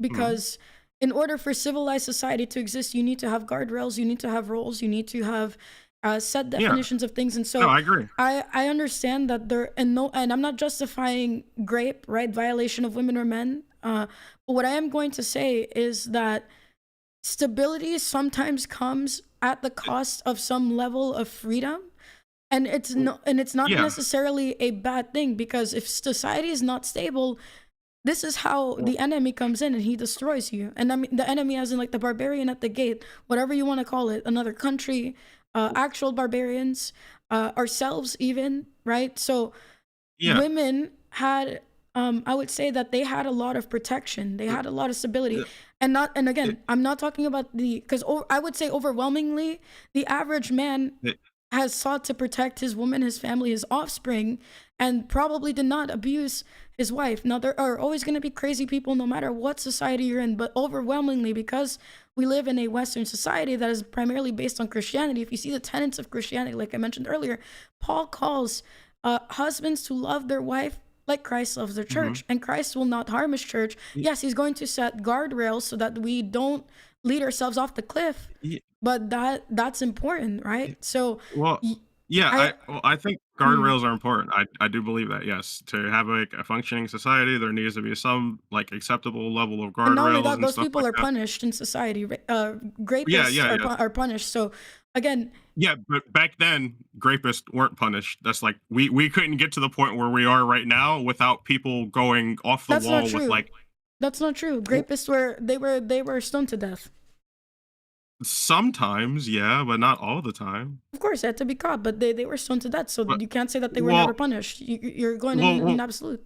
I'm not trying to go with absolutes. Like, of course, there are Yeah. like experiences that people have went through where they had more freedom to do what they want than other women, but like overall, women existed under the power structure that men wanted them to exist under. And what I mean by that, and if we're like Mm. completely getting rid of rape, like women couldn't even open up their own like bank accounts or couldn't like do things or go to school without like men putting them into school and stuff like that. Like, in my personal opinion, there's no acceptable amount of rape that women are supposed to experience. But like, like even medically speaking, like we didn't get to the level of medical care that we are right now without like doctors and scientists doing some really fucked up shit to people like me in the past.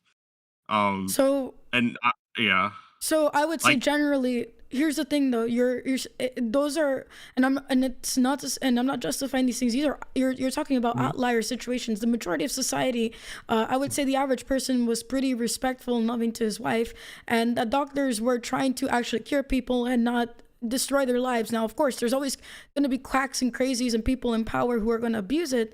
But when I speak about like the majority and generalization, I don't think that that was majorly the case. And okay, that's something that I can mhm, think about is like, why couldn't women have their own bank accounts? Well, if I were to think about it now on the spot, when you get married, right? And I'm going to speak from a Christian perspective, and even mhm. let's say secular, you're Well, becoming one with the let's other take marriage person. out of the equation.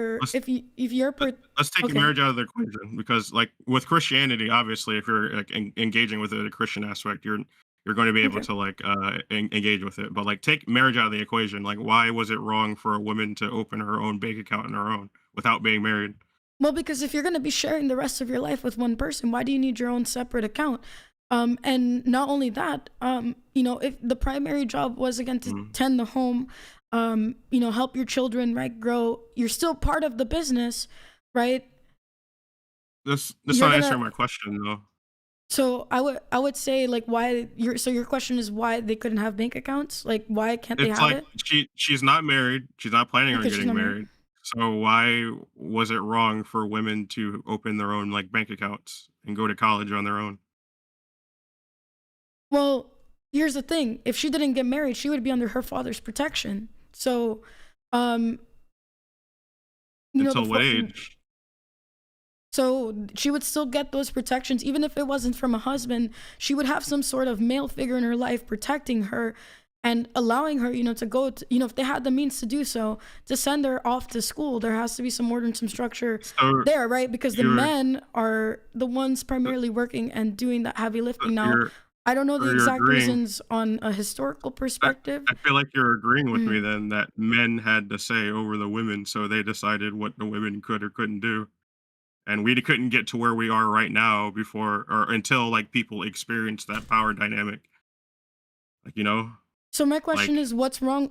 Okay, so Mhm, I think I see what you're saying, and sure, men might have had that level of control, but again, like I mentioned, there are some freedoms, right, quote unquote, in quotation marks, freedoms that you kind of give mhm. up in order to have a stable life. Now, I think one thing that you might be forgetting is that the woman was helping manage the finances of the home. She wasn't just sitting Yeah, there and doing nothing.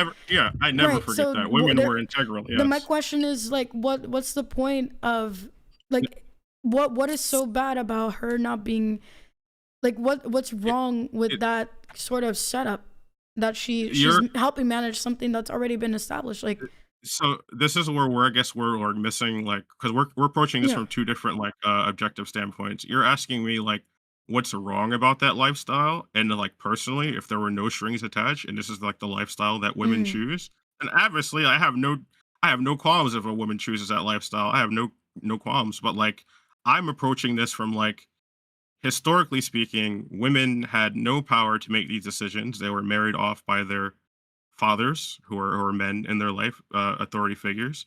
And once they were married under a man, they didn't have the freedom to like open up their own bank account or go to school on their own or do a lot of other things like sorry, someone followed me that just threw me off. Yeah, Um no worries. like it they couldn't like open their bank account or choose when they wanted to give birth because the man had the authority to be like, okay, well, you want to do these things. I don't want you going to school. I don't want you opening your own bank account. I don't want you making your own money. You're going to stay at home. And the women, if they, whether they wanted to or not, they would have to listen to what the man said. Now, today, women don't have to, for the most part, they typically don't have to experience that. They're allowed to leave abusive relationships. They're allowed to leave relationships where they're not getting that equal like back and forth where their like intentions and wants and needs are being met. And I think that is something that we wouldn't be here today with those provisions that like women can have their own lives without men in the past having so much control over women's lives to where we had to put these provisions in place to make sure that women could have the lives that they now experience. I think that again, Mhm. protection, right? Going back to it, like Yeah, back then, right, and especially in older times, everyone was under some form of oppression, and they had to follow certain yeah, rules in order to survive and for society to move forward. I think that you're seeing responsibility as control, and responsibility. The thing about responsibility, right, is that it's a difficult thing to do. You have to sacrifice in order for things to work. And I think most people back then, and even now, understand, well, maybe less now, is that responsibility takes sacrifice in order to really grow something. And you have to have an objective. If people are splitting and trying to do their own thing, you don't really achieve anything, right? Especially when it comes to marriage and just, men and women relationships in general. Again, women had options. If they didn't want to get married, they didn't have to get married. But more likely mm-mm, than not, mm-mm, you're gonna have to go into some form of that's monastery, like be a it nun, wasn't. or See, like this you're is gonna where be you're missing the. under. This is where you're missing you're disconnecting. Like women didn't have that choice. Like to get married, like they had to get married to like have their own like finances and to like have the Okay, like be able to I receive I think education and you're stuff I and think those things too. you're I think you're misunderstanding something. They had a choice, but that choice led to a different outcome, right? They would have to go either live in a covenant, or they would have to go out and be able to fend for themselves. But what men have provided is some level of protection. Again, it's not about control, it's about responsibility and survival. You had to. Here's the thing, and now I'm going to advocate a little bit for men. Well, Mm-hmm. men would have to go out there, right? They didn't have much of a choice. If Yeah, they wanted to survive, they would have to go out and work the field and work these jobs. And so, again, it's, responsibility. We don't have the same energy for men. What about men who don't want to work and don't want to have th- to deal with this and that and the other? yes, I agree So with you. I, No, I I would agree. say, but what No, I'm I trying to agree with say you. is that because they wanted to survive and they wanted to be responsible, they did what they had to do. And Yeah. sure, maybe in the modern day, we look at that and it's like, that's so strange. Well, But no, it created the like highest in level of chance of success, not only in development of a family, but the development of society. Because there was that stability, there was that structure, there was that foundation. And because and I know we're off the rails here, guys, and I apologize, and I'll try to bring it back to the transgender stuff.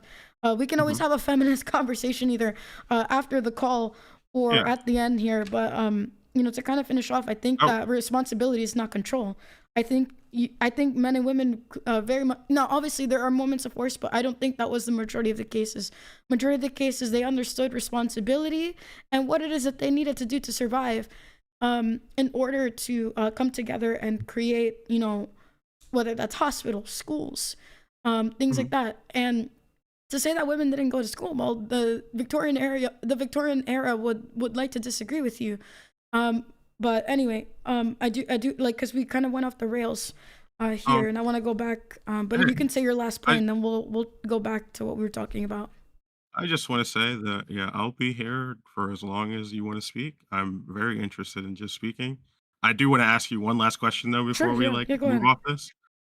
Um, One comment that you made is that like a lot of other religions are like barbaric in a sense, in which I can like agree with like the Islam stuff. There are like yeah, like barbaric aspects that are being practiced in the countries and stuff. Do you believe or do you think that Christianity could ever end up being like just as barbaric, and why? No, because it wouldn't be Christianity at that point. God doesn't call us to be barbaric. Of course, we can defend ourselves as Christians, and you shouldn't let people step all over you. But no, Christianity is not a barbaric religion, and if it were to ever become barbaric, it wouldn't be Christianity. And it goes, and Mm. any Bible fearing Christian is not going to go against what Christ has said. The Crusades, I know is an example that you'll probably bring up, and the other people will bring up. No, I don't Oh, wanna bring okay. up the Crusades, Okay, actually. good, because I don't want to go into that Here conversation. no, no, no, That's going I into a don't wanna whole bring other up the thing. Crusades, Okay, no. good. I No. do wanna ask you, though, like, so, do you think that there was a reason why, like, a country like the United States, like, wrote it in their clause, like, to separate the powers of church and state for, like, a reason? Like, to, like, avoid, like, Christianity potentially becoming barbaric in the future? I don't remember history class all that well, and because I think even I have a misconception of the separation of church, and state. If I recall, though, separation of church and state was more so that the government would not interfere with religion, more so than the other way around. Um, No. if No, I no, no. The recall correctly. separation of church and state is that the church is not allowed to have like direct power and influence within the government because all religions are acceptable in United States. Like they didn't want like a central like religion holding power over United States. So like they wanted that separation. Like even if like a Muslim president came into power, they can't just like invoke like a fucking Sharia law or some shit. Like you know what I mean? Oh, Like my friend. I have like so much yeah. we can talk about in that regards, and uh how government and religion. Oh, well, I don't want to get we're not talking about conspiracy theories, but we Okay, can yeah. that's a conversation we can definitely have. There's a lot to talk about when it comes to that. It's Yeah, but like the but yeah, no, separation of like it's church the and other state is to not give the church so much power to where they just like it's have like actually complete yeah. it's actually the other way around, the way that I explained it, so that government does not impede or step over the practice of religion. But obviously that's gone out the window at this point in 2026. So but going back to Yeah. what we were talking Well, about, the trans debate, sorry, just if you want to write that down, anything that you want to talk about with me afterwards, because my memory kind of sucks, if you can just mhm, write it down, whether on a notepad or something, we can, after. So going back to trans debate, so reality and perception. So mhm. when it comes to trans kind of mindset and ideology and lifestyle, so are we talking about changing reality, or are we changing how we describe the reality that we live in? And again, if no biological change occurs, like fundamentally, what is changing? No. So The label versus the substance. Like what are we kind so of talking about so when it comes to that? when you are transitioning medically, you are biologically changing.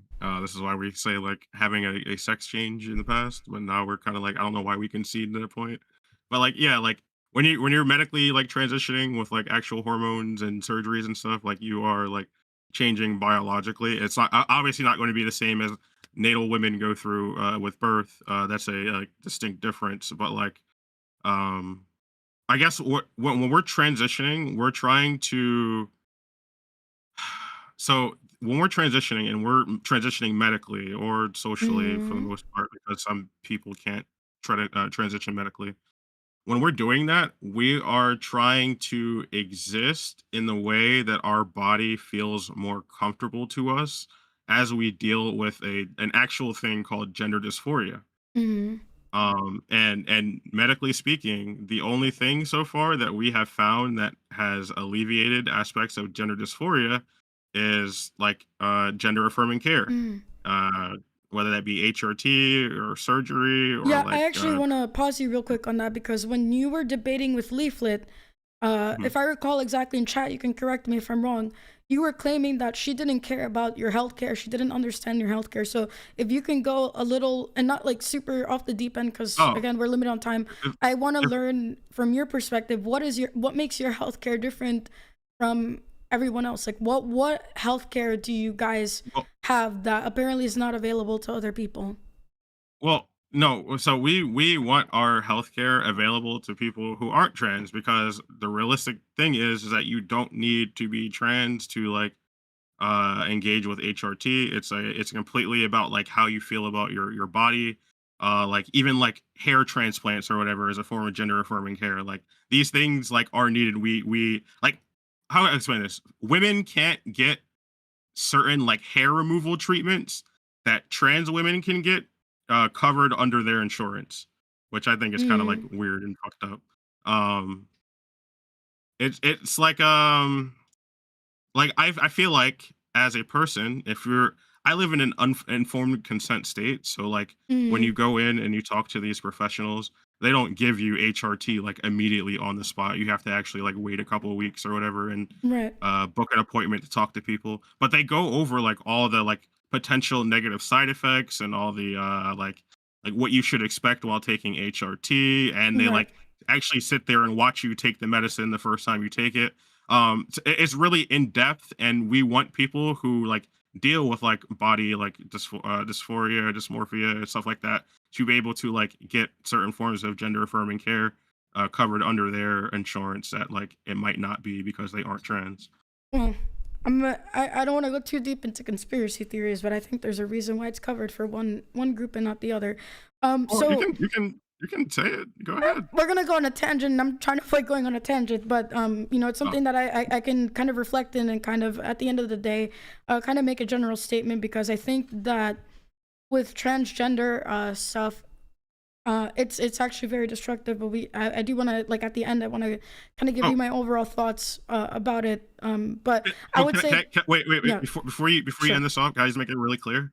I want to make it really clear that even if you take HRT, that doesn't mean that you're trans.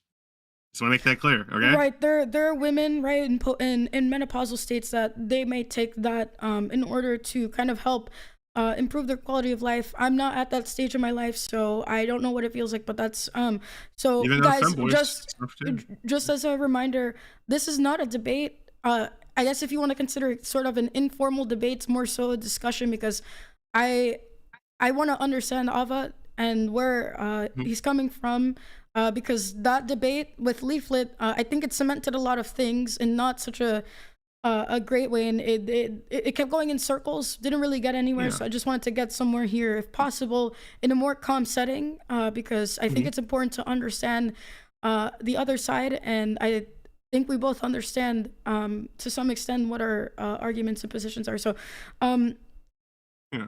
with the HRT and these what you guys call gender affirming healthcare, I personally think is a destruction to your body. You're destroying healthy body parts in order to adjust to Oh, try and match what you're trying to become. That is biologically kind of impossible. So you're not changing things on a DNA on an anatomical level like DNA, bone structure.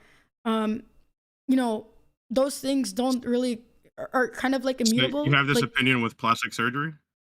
yeah, I think it's destructive. I don't agree with Oh, okay. plastic surgery. Now, in the sense that if it's used, let's say, for reconstruction, like you go through, a horrific external event that was out of your control, and they're able to like reconstruct your face, for example, because it's healthy for that to happen and cutting out tissue and whatever and helping replace that. That's fine because that Well, is an external thing that you had no control over of that affected say you. you're say Now, you're a man and you lose your hair and people are making fun of you for your hair. Can you get like a hair transplant? I think it's kind of ridiculous unless there like I would say if there's like a disease that affected you, sure, why not? But um I would say Oh. that Yeah, and yeah. and Surgery I want doesn't to involve changing bone structure, by the way. Like we're not. Yeah, right, yeah. right. You're No. going on you're chemically castrating yourselves. To not some ex- extent. not ex- to some extent, Well, yes. Yeah. well, yes, you are chemically castrating yourselves. You're injecting yourself with hormones that typically are within a certain range in your body that don't belong there at the levels that you're Yeah. injecting them into to in order to appear more so the other thing, which is Yeah. very dangerous and actually disrupting the natural flow of your body. But what you're so basically, if there's no real fundamentally you're trying to change something, there is in reality your biology doesn't change because you're still XY, right? In the normal healthy male, you're still XY. The HRT is not going to change that unless, Yeah. I don't know, someone comes up with something, but we're going based on what we have now, Yeah. right? You're affecting hormonal levels, which is not your DNA. That's not your DNA. What you're changing signals in your body to release more of what. So biologically, you don't change. That structure is still there, Yeah. right? Your I bones don't are want still you more focusing dense. on the bio. I don't want you focusing on the biology aspect. I Well, want you to like see me right. like as a person, like worthy as I like do. I do see you as a respect person. to like. Well, no. I'm not saying that you don't see me as a Yeah. person, but like when as being like a trans person, I just want to be seen like a person, Right. like person worthy of respect. To where like me being openly and visibly trans isn't like something that people harp on. Because yes, it does hurt Right. when people are like, "You'll never be a woman. You'll never be a woman. You'll never be a woman. You'll never be a woman." It doesn't matter what I'm speaking about or what I'm talking about. Hmm. Like just me being trans and existing as trans is like something people harp on. And yeah, Right. And I understand. Like I wanna. So I'm gonna respect you in the sense that I'm not gonna come and tear you down and say, I mentioned to my chat early on, no using the TR00N word in my yeah, chat or I'll ban you I because respect. Yeah. that's ridiculous. But here's the thing, right? Hmm. Like I mentioned before, we cannot divorce biology from this conversation because Hmm. if it wasn't important, right? If the biological aspect wasn't important, and you can answer me this, why would you try so hard to insert these chemicals into your body and not in your case, and you don't have to answer if you've done a full transition. I think you mentioned with Leaf that you didn't. Why do people go so far as to castrate themselves, not only chemically but in some instances even fully, on the man side? And I'm speaking male to female because that's what Hmm. I'm not talking to the Yeah. opposite. There is actually someone in my chat who detransitioned. She was born Mhm. female, later on in her life transitioned into being a man and has detransitioned since. Why Yeah. do trans people try if biology is not even a primary aspect or any percentage at all? Why do you guys try so hard to physically, you know, change yourselves It, into what biologically, right? A natural man, like a well, biological man and woman, you know, yeah. without So really much effort, go into, if that makes sense. for a trans person, the biology definitely has more to do because we're But you specifically just, taking but hormone. you just Well, wait, said wait. that it didn't. Yeah, But you said it's not yeah. important. No. Hold on, wait. I'll explain it. Hmm. So, biologically speaking, of course, if you're a trans woman taking HRT and hormones and stuff, you are more concerned about like the biological aspect that um when dealing with gender dysphoria, you don't feel congruent in the body that you're currently living in, and you are introducing hormones, obviously hormones that men and women both produce, but like hormones that we don't produce as much of when we're transitioning male to female. I have no issue with detransitioners. Like the thing with people Right. who detransition is that they're either not trans and they come to figure that out. And we want information out there so people can make educated choices and not Hmm. rush into these things because that's actually important. But like they either figure out that they're not trans or Hmm. usually they get bullied in such a way by like society that they figure that being trans is more harmful to them, not because the transitioning aspect, they actually quite enjoy the transitioning aspect.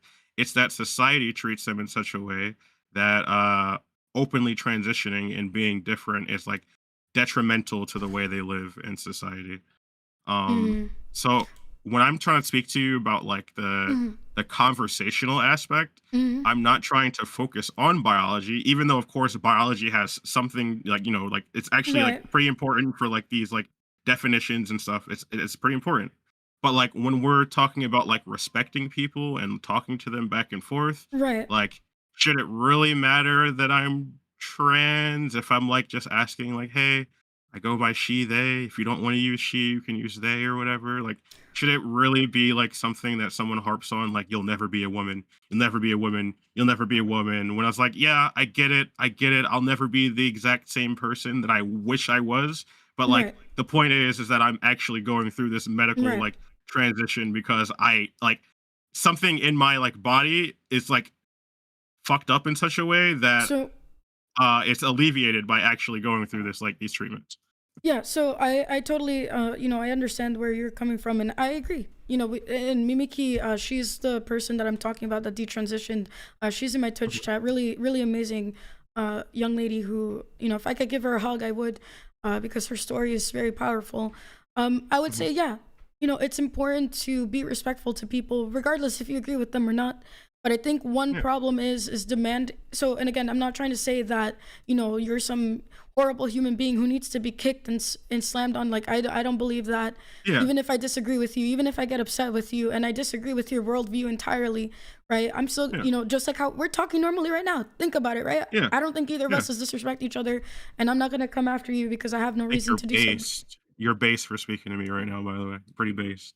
And I Yeah. appreciate it. Like again, one problem I had, with the leaf debate, what really set me off is you told her to shut up. I hope that we don't get to Oh that point yeah. here. Um, But I understand I'll that make this sometimes, clear for yeah, I'll make this clear for you and your audience. Yeah, yeah, I completely apologize for the way that I conducted myself in that leaflet debate. I clearly deal with a couple of like mental issues like BPD and stuff, and I said shut up in the moment. Wasn't respectful whatsoever. I think that is a part of like the debate scene. yeah, These things happen. yeah. Leaflet, if she Leaflet had an issue with it, I'm sure that she would have went a little bit harder on me than she did. But it was an experience gap. It was definitely an experience gap. She did a Yeah. lot better in the debate than I did. So I give Leaflet props there. Yeah, she handled that like a champion. So I would Yeah. I would say, look, I understand to some extent you're probably going through a lot. I'm not trying to negate that experience or say whatever, but and I'm not trying to be your mother because I'm not your mother. I'm not your sister. I'm nobody to you. I'm just a stranger on the internet. I think it's really important that if you have something like that where you're gonna explode, I'm not saying that you can't participate in these things, but it might be better to, kind of maybe stay away from them and, Mhm. because and again, I know some people are probably upset with me the fact that we're even talking right now, but I want to listen to your story and understand where you're coming from because, Yeah. again, you know it, I know it. There's a lot of yelling back and forth. There's a lot of mudslinging, and you're not gonna get anywhere if you mudsling. So Yeah. I Yeah. would just say respect goes a long way, even if you're struggling with these mental issues, especially if someone is trying to help you kind of not only understand your line of like reasoning, but you understand theirs, right? Yeah. Yeah. So that's Yeah. fine. Like I'm not here to like harp on that here, but um, yeah. all right, yes, I just want to let everyone know that I definitely did a lot of introspection after the debate. Did a lot of like review critically on like a lot of the stuff that I was talking about. Like if you look up a lot of the stuff I was talking about, like if you actually went like and looked up a lot of the stuff, I wasn't like wrong in a lot of the ways, but like clearly in a debate, I have to figure out a way to structure my arguments in a way that is clear, concise, and digestible to the audience and to not be like openly hostile and shit like that. Um, yeah, so that was obviously my bad for being so rude yeah. and stuff. And I would say like and I appreciate you apologizing. I think part of accountability is not letting our mental illness get in the way. Just apologize, realize you did Yeah, wrong, move on. yeah, Because I messed up too. I mean, I've said some. I mean, if you heard my reaction, I was going off on you because I got so yeah, mad that you said that to her. But yeah. I would say like See, reach out to Leaf if you haven't already, because yeah, whatever. see, But yeah.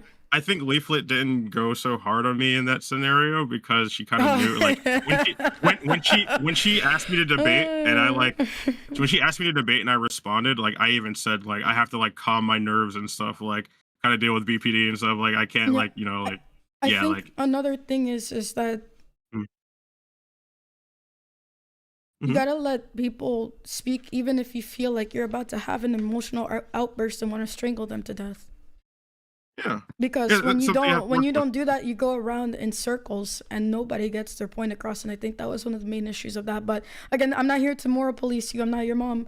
But Yeah, that was yeah, yeah. just a thing. So okay, I think reality, right? Again, I know you're trying to fit something that is what you want to achieve, but I think that when the issue I think that most people have with, and it's maybe not every single trans person I've met, trans people who are very Hmm. calm and they don't demand things of people. I think the problem is when you start demanding things from people to adjust to your worldview, when normally, right, the normative thing is that if I can tell that you're a man, but you're trying to be a woman, but I know you're a man, uh, or more likely I can deduce, Hmm. right, that you're most likely a man.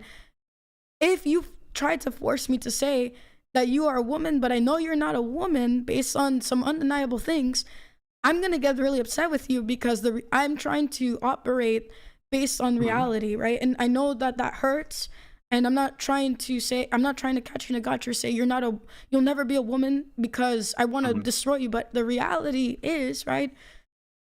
When I know that you don't want to focus on the biology aspect, and I'm not trying to focus Yeah. solely on it, is that we know innately that we cannot divorce those two things from each other.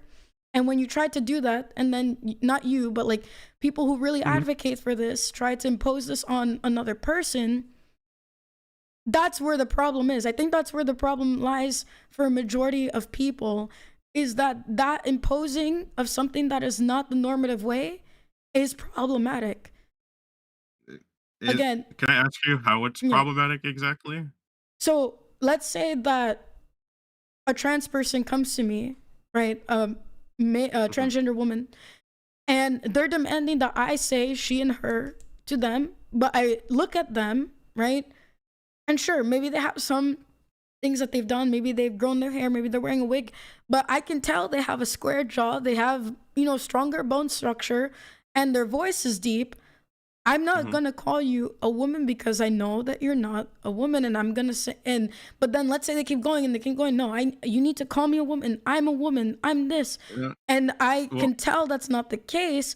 Well, now you're putting me in a position where I have to suspend reality to please you, and that's not how yeah. I operate. Now, that doesn't mean I'm trying to destroy you or your dreams or whatever that might be. Hmm. It's just that I'm operating within the frame of reality. So Yeah. I don't know So, why that needs to be imposed on me if that's not how the world works. This is a very new phenomenon. This is a more modern um, day phenomenon, right? Um, I guess try to take it in a way that we're not trying to. Okay, so if anyone is literally screaming at you and telling you you're going to refer to me as a woman X Y Z, that's fucking cringe. If they're doing it IRL, obviously that's fucking cringe. If they're doing it online, they could have literally blocked you. If that was the case. I mean, personally, I try to respect people's pronouns and stuff like that because that's like worthwhile to do.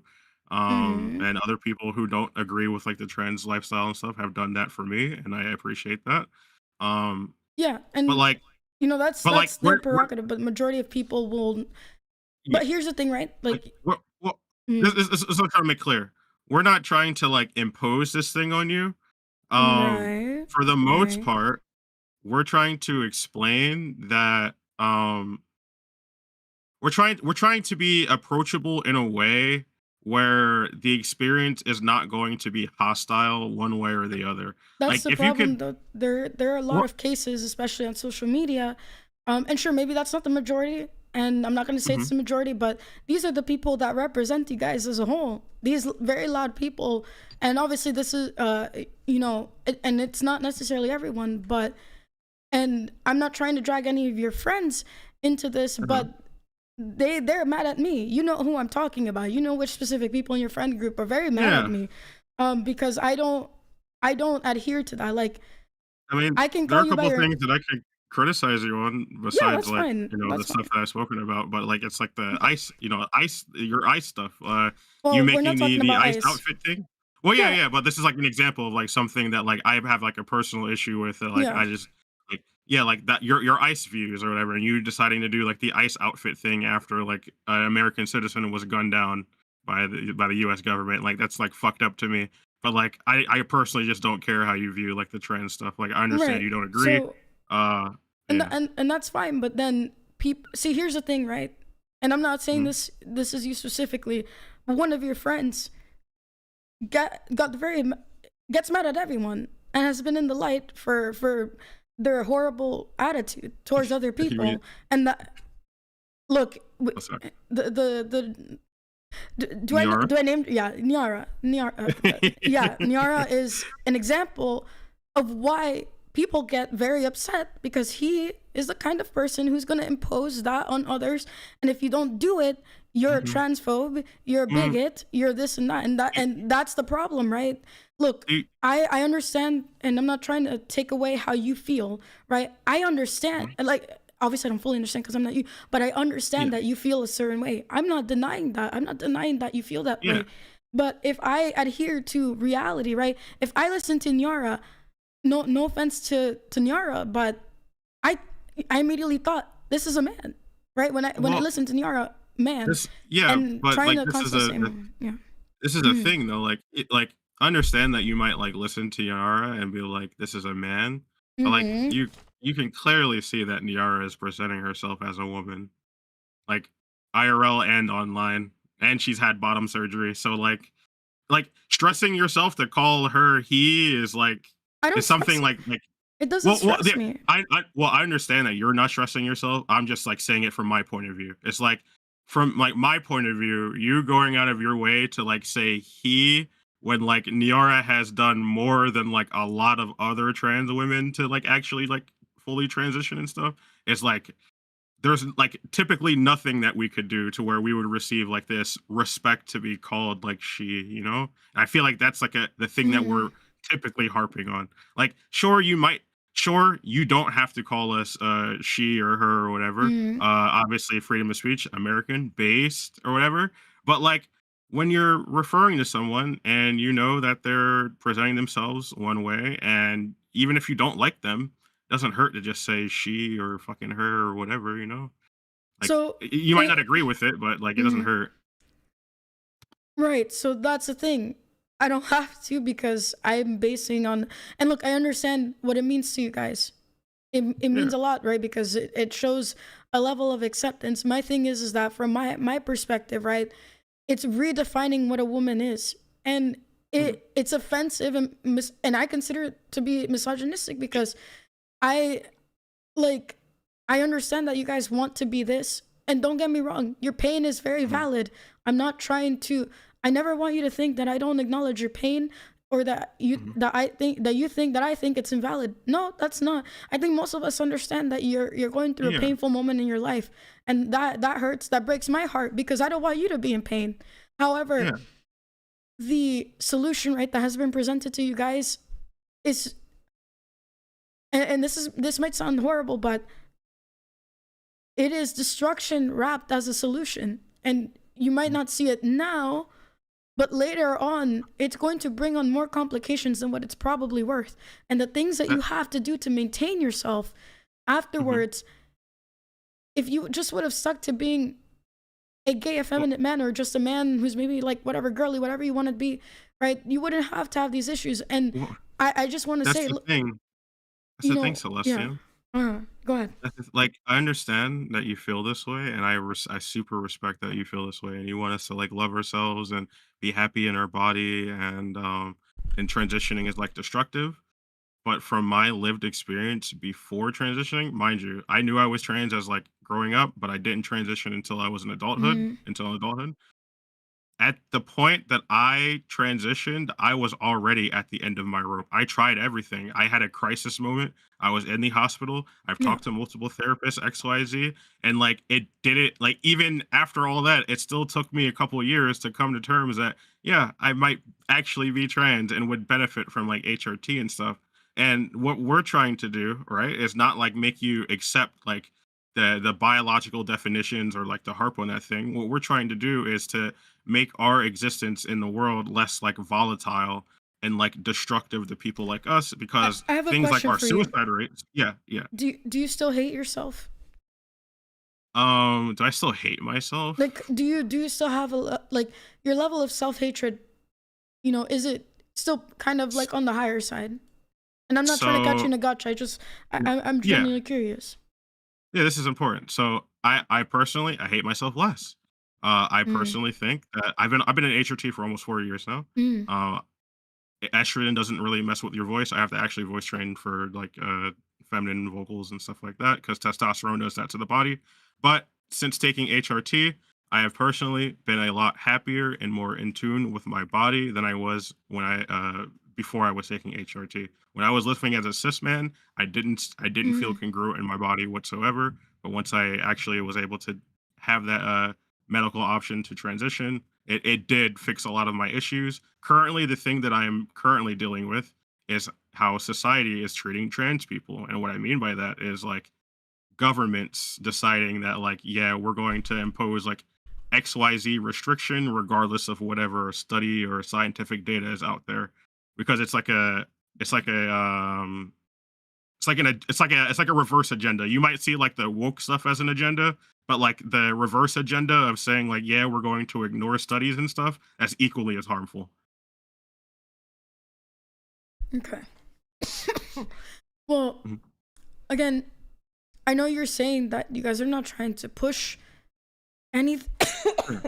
anything This is something we're onto. not gonna. This is something we're not gonna like Yeah, we're not obviously gonna. understand like off our on We're not gonna our see first like entirely thought. eye to eye on this, but here's the thing, right? Yeah.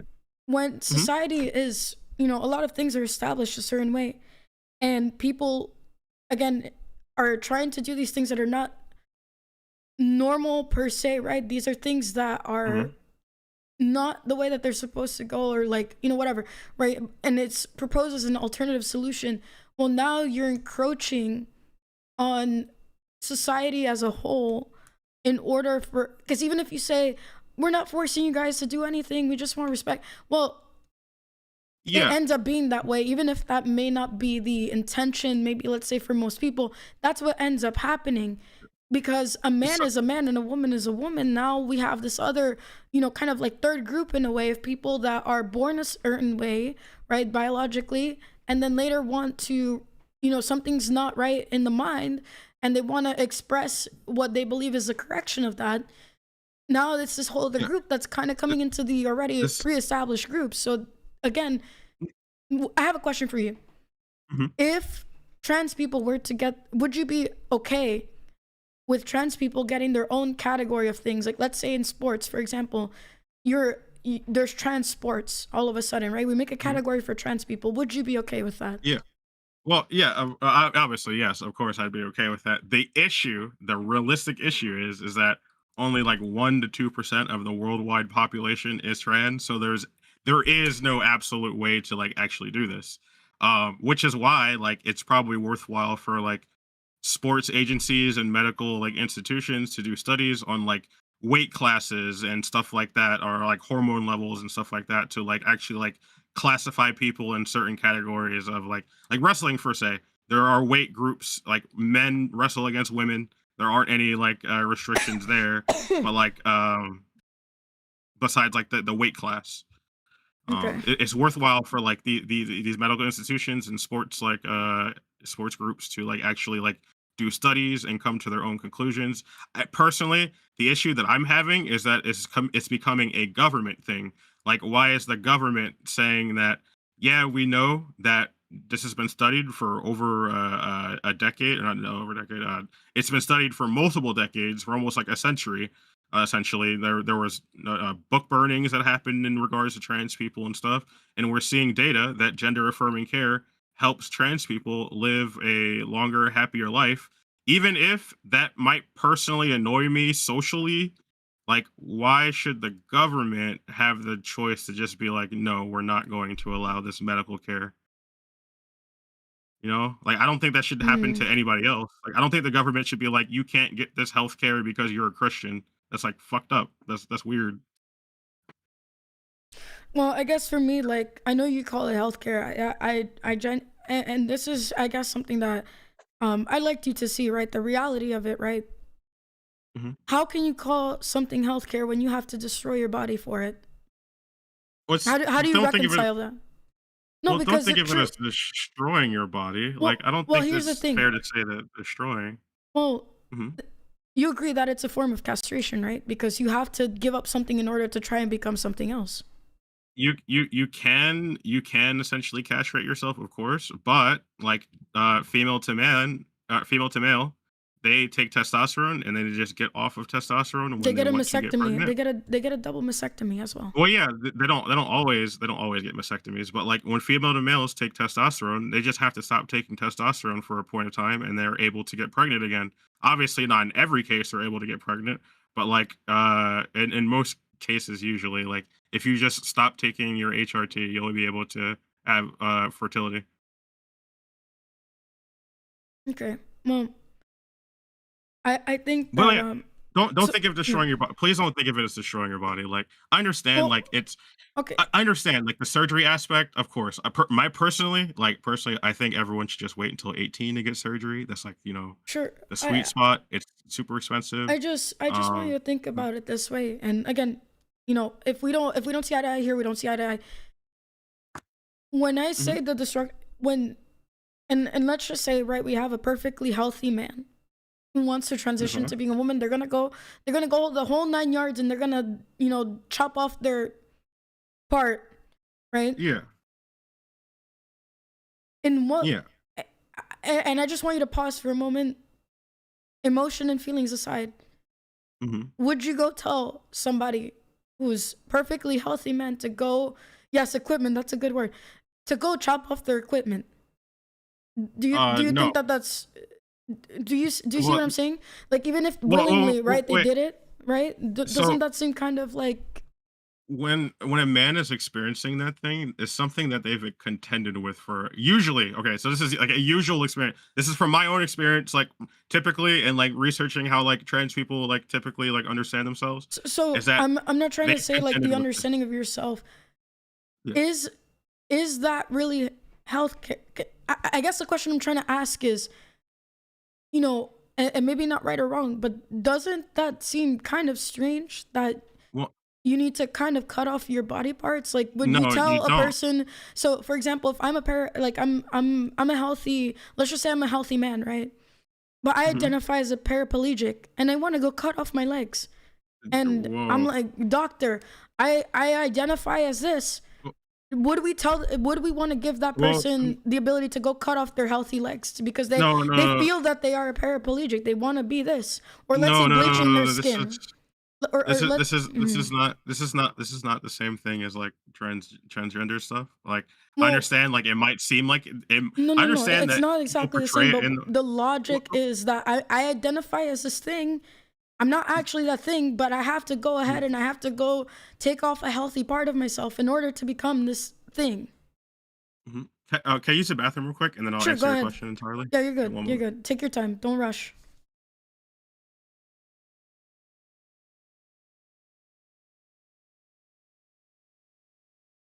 So, I guess my point with this is not that they're exactly the same thing, right? Because it's different body parts.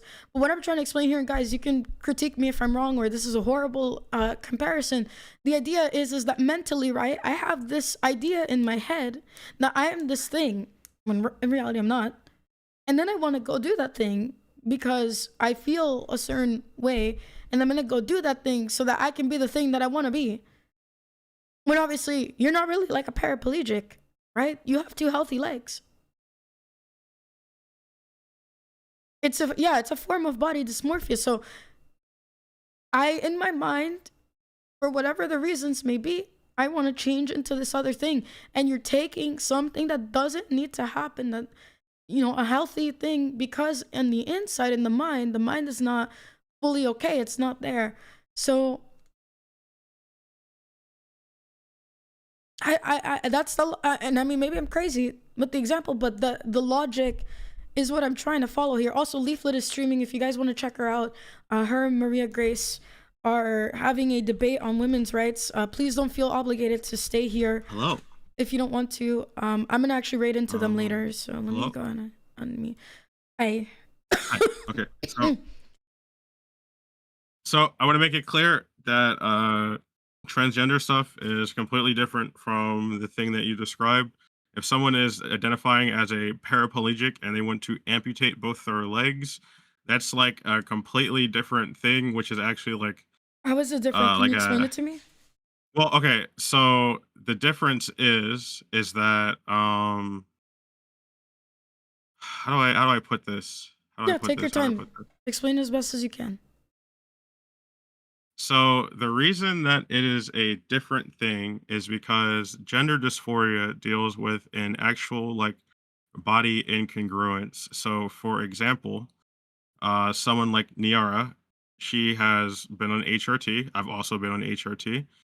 She'd obviously voice trains and stuff. I don't voice train right now because of Mm-hmm. how puberty did stuff to my body. Right. But she got bottom surgery. Now, me personally, Mm-hmm. my personal experience being trans, I feel like kind of in between the two. So I wish I had both. I get not even like a wish. Yeah, I know. I I heard what you said to Leaf yeah, it, and I found yeah. and look.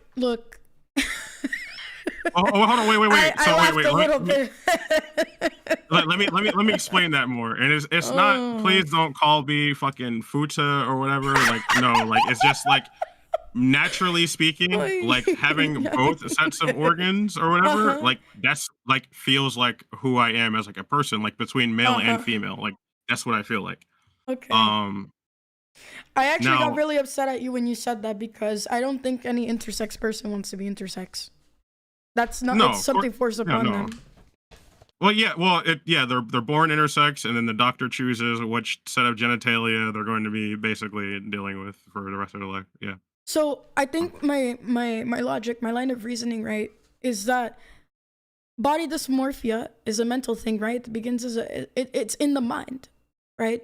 mhm. So the even if this isn't entirely the same thing, like one to one, right? Both scenarios, right?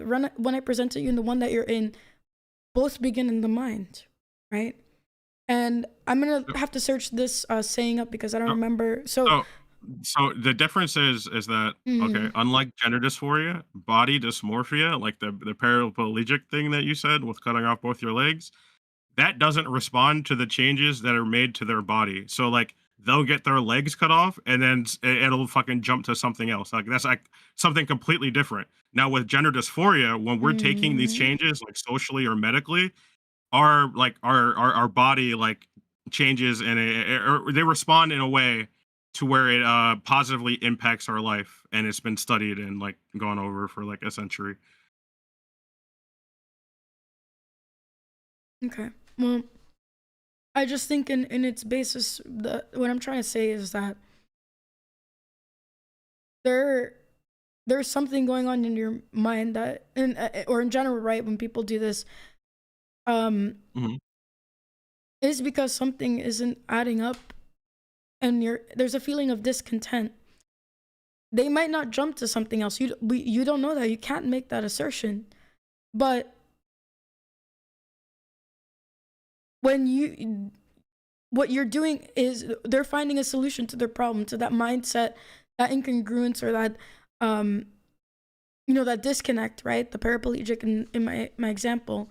What I'm just trying to get at is that you're doing Hmm. something that is based on how you feel.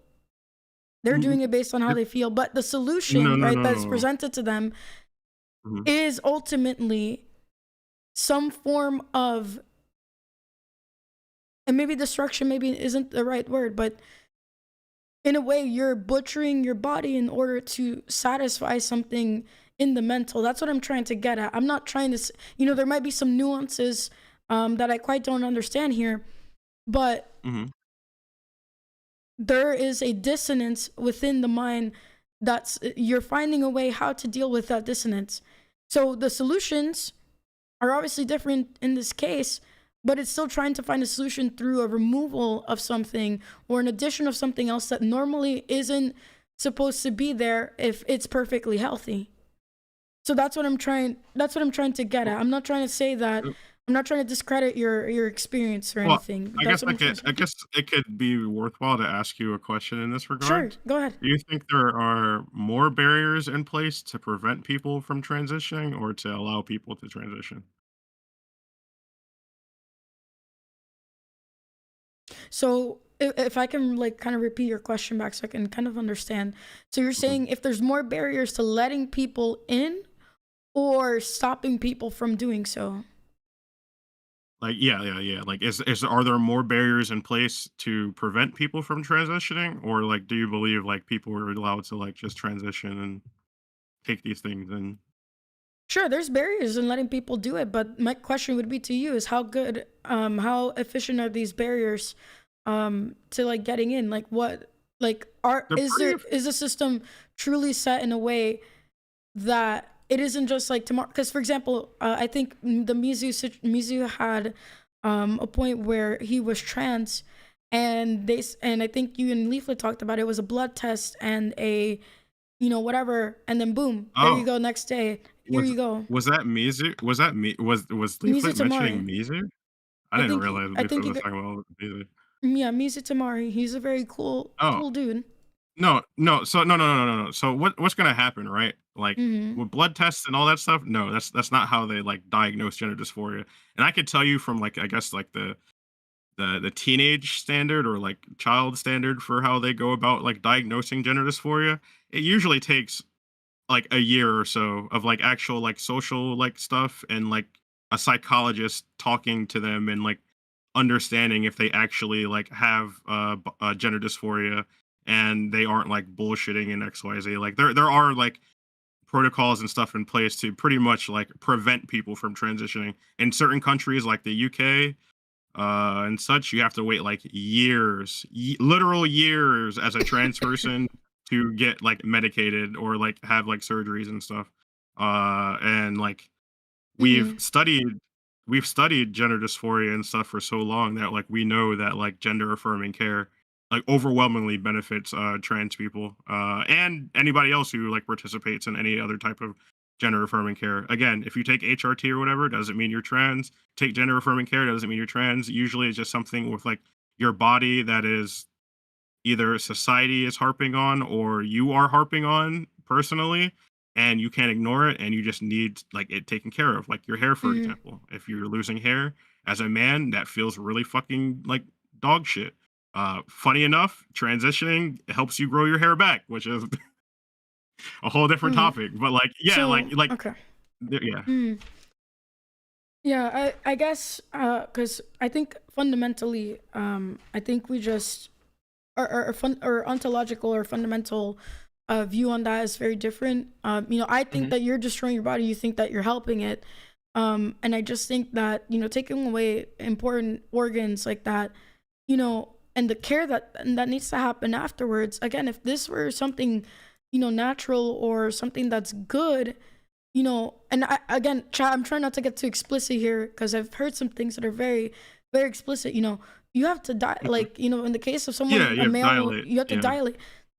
That that is a flesh wound Y- that you have well, that is committed to your no, body. That's it in any They have reasonable they have sense, mucosal Mhm. mucosal membranes intact. It's like I understand like it's bad. Like, I understand what you mean. Like getting surgery and having parts of your Mhm. body removed is bad. I get that. So I why do understand. it? But like wait.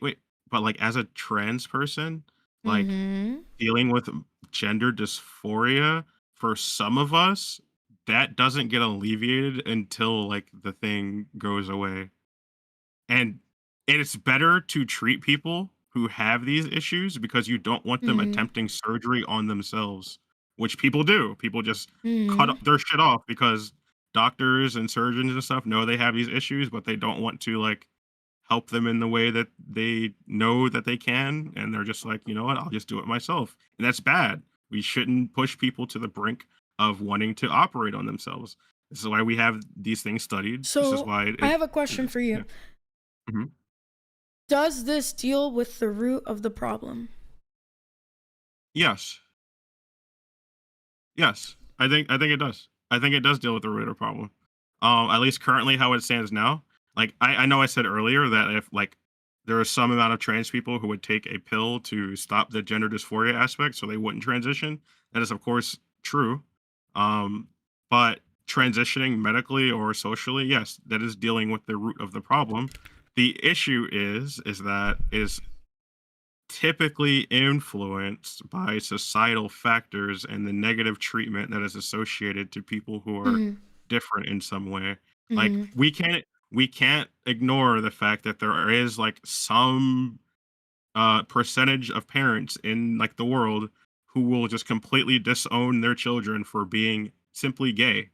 Like, it doesn't have to be about trans, it's just about gay stuff, and they'll just disown them because they didn't want their child to end up gay. But like you can't control like some of these things. Some people like people are just born this way. Like some people are just come to understand more things about themselves in adulthood, and then they'll end up like changing accordingly. But like these aren't things that are set in stone. They're just something that's always being like studied and worked on and understood by like professionals to be able to figure out what's the best course of action to like help us. I personally don't want bottom surgery. Mm. My wife does though. So Your wife? like You married? yeah. Hey, Well, yo. not legit married yet, but like we're Oh, planning on getting married at some point, okay? But like yeah, interesting. I don't want bottom Okay. surgery. My wife does. And she was able to like So you're both transition earlier in life. trans. Yes, yes, but she was able to transition in life earlier than me, so she basically passes and I don't. I So, gotcha. yeah. Interesting. Okay. So, Yeah. Mimiki said people forget that surgical removal of gametes causes someone to need lifelong HRT in order to function. The studies we have are not lifelong enough. When most of these studies have been running for 10 to 20 years at most, an average human life is 60 to 70 years. We cannot just Yeah. measure regret yet. Any statistic for regret right now is merely hypothetical. That's actually a good thing to bring up. Well, yeah, no, no, absolutely. There is not a lot of like I guess long term stuff because the fucking World War II, Nazis burned a lot of the fucking transgender studies and shit that they Mm, were doing in Germany and stuff. So like a lot of this information on us is like just gone to history. Of course, we do have to study these things, but like puberty blockers and stuff, we know that they are reversible and they're not like permanent and stuff because there is something called precocious puberty. Now, precocious puberty has to do with the puberty aspect of like children and shit like that, but it doesn't have to do with gender dysphoria. It's just that their body is changing and they're being like bullied or they're not comfortable in like their body, like breast growth, for example. Like they're just growing breasts too early, so they give puberty mm-hmm. blockers to stop that from happening early. But like it's the same. It's along the same lines with gender dysphoria, except like psychologists are actually like talking to like the child and the parent and stuff and like seeing like how legitimate is their like Yeah. dysphoric aspect. Okay. Yeah. I gotcha. So, look, Mhm. this is a But we can difficult always topic talk because more. yeah, Yeah. we can always talk more. Absolutely outside of this. So, um, I guess when everything is like on the table and everything can change like this, um, if this is only like really or primarily or really only about identity, to define our categories as we go forward here, what stops any of this being meaningless? Definitions blurring, everything, the lines blurring, everything just kind of becoming one. It doesn't matter. Like we're throwing everything out the window. Like, can anyone just identify as anything? Where are the limits to all of this? You know, Um. when is there a true grounding of like reality here? Mhm. Um. I think that a true grounding of reality will be reached when people who aren't like us like are willing Mm-hmm. to like kind of want to understand like the way we exist. And what I mean by that is that there's a lot of people who just disagree with trans stuff entirely, but they don't exactly understand it. So they're just willing to throw everyone and anything under the bus to avoid the topic whatsoever. I think that we will reach like common understandings and stuff like that when more of us talk to one another who like are trans and aren't trans and like start like just understanding like the differences and like what we're going through and what like we want, because personally I don't really care too much about like the forcing people to refer to me as a certain way. Obviously, Mm-hmm. it is positive to my life and to other trans people's lives because if you look at like the suicide rates, like the most impactful thing is like the way society treats us. Now, me personally, I'm able to deal with it in a way that some other trans people can't. But I'm able to recognize that there is a worthwhile investment to treat people the way that they are portraying themselves online, even if it's like ridiculous. Like if they're referring to themselves as a fucking attack helicopter, I'm not gonna fucking believe that shit whatsoever. But my attack helicopter, like if I'm flying around in the air, what do you mean I can't be an attack Yeah, helicopter? That's like horrible. I they can identify. like they can say that shit, but you can also just block them because Look, they're I just trying to identify make as a transracial based alpha giga Chad Chud. You can't stop me, chat. like the like what's that guy who tried to do that? They tried to transition into like a South Korean BTS lookalike Oh, person. I Oil forgot. London? Yeah, I know that guy. That was.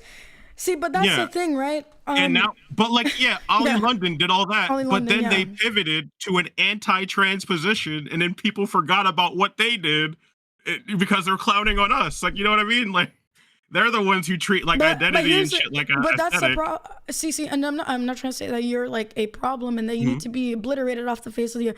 But see, that's the problem, right? With transitioning, see the slippery slope that it opens up.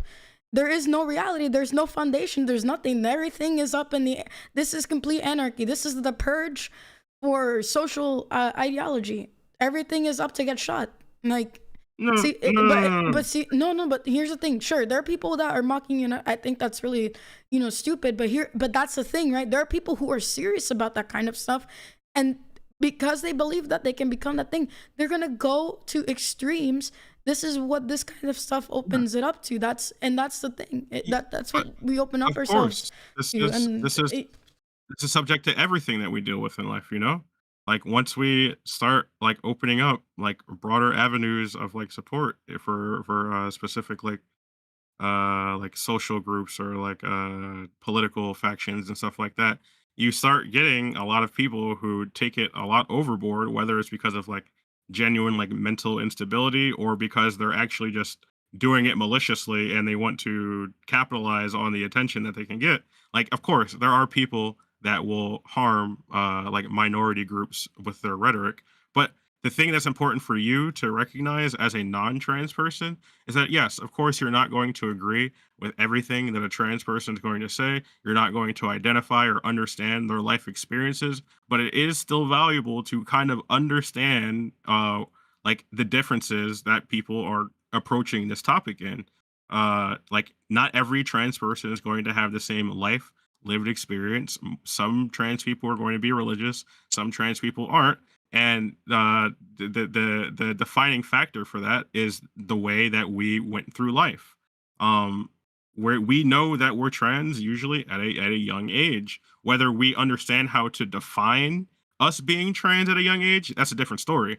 But like for the most part, when we eventually do transition in adulthood or closer to adulthood, when like that stuff usually happens, we have known this aspect of us for a while now, and it's not like a quote unquote solution that'll fix every problem with gender dysphoria, but gender dysphoria is alleviated with HRT and gender affirming care. So it is worthwhile for us to interact and engage with that form of healthcare because it allows us to live a longer, healthier lives and to not like harm ourselves like the lives we were living, essentially.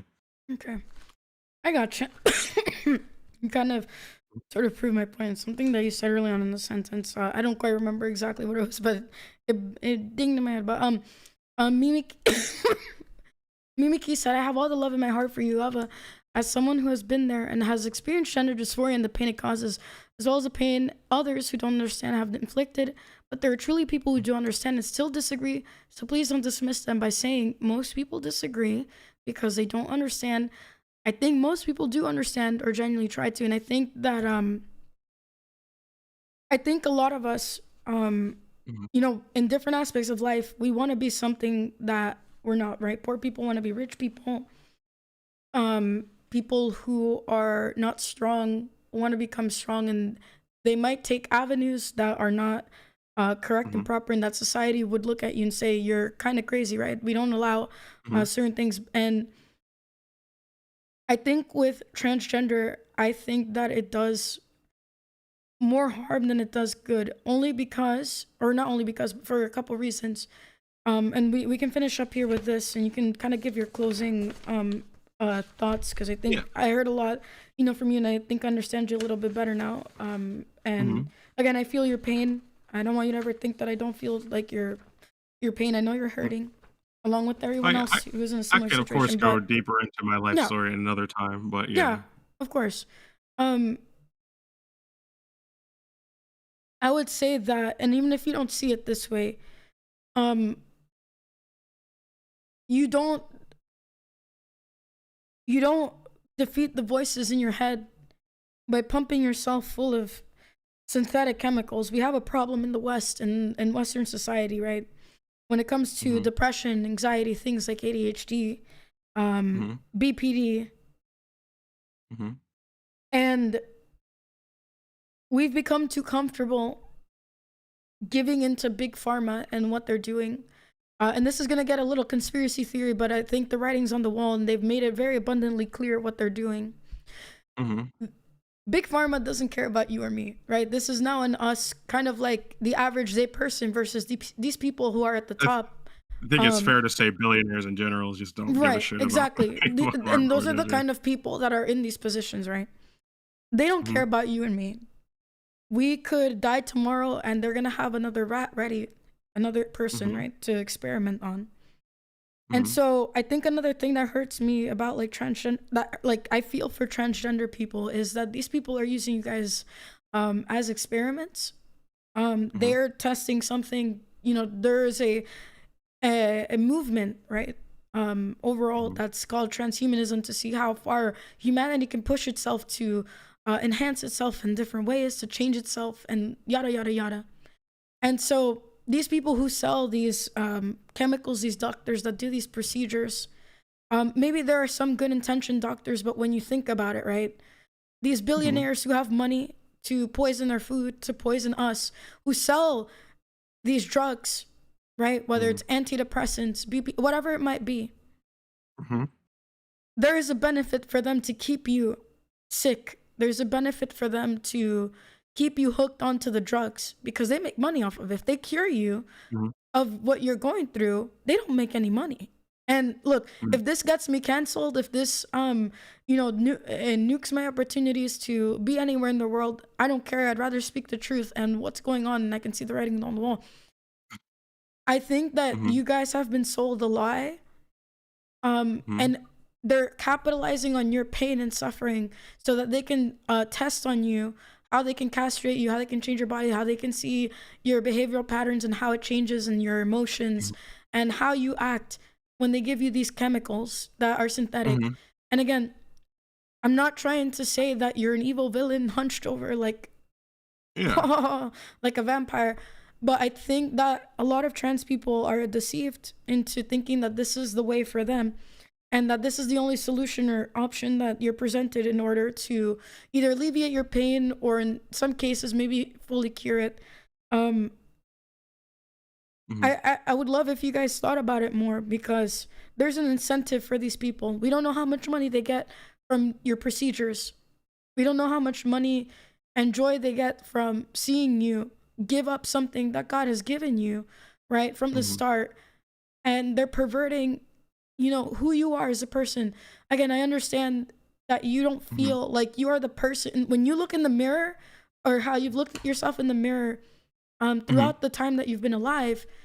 But the people who are doing this to you guys, they don't care. They genuinely don't care about you. It's like cancer, and diabetes and other things like that, other diseases.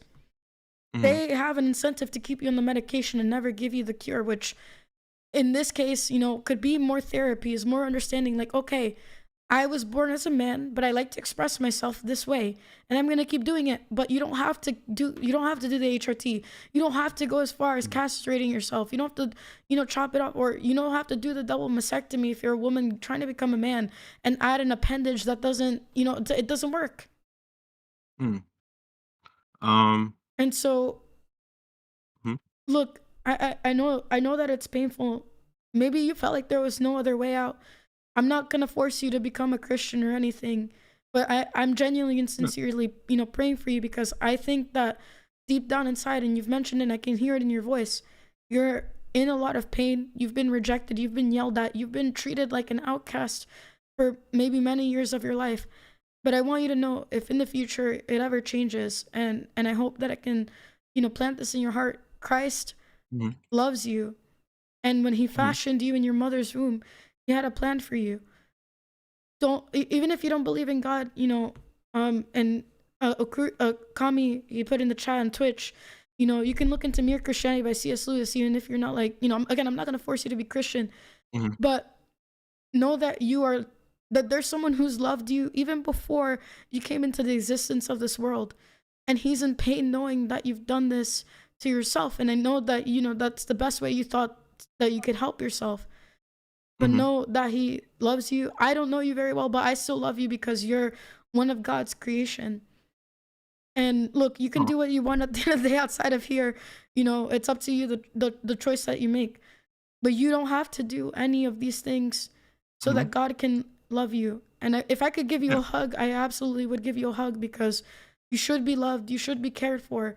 And there's no reason to really go, in my opinion, to go this far to, feel loved because there's already Mhm. someone that very much loves you. And I know it's hard. There's probably been a lot of terrible Christians in your life.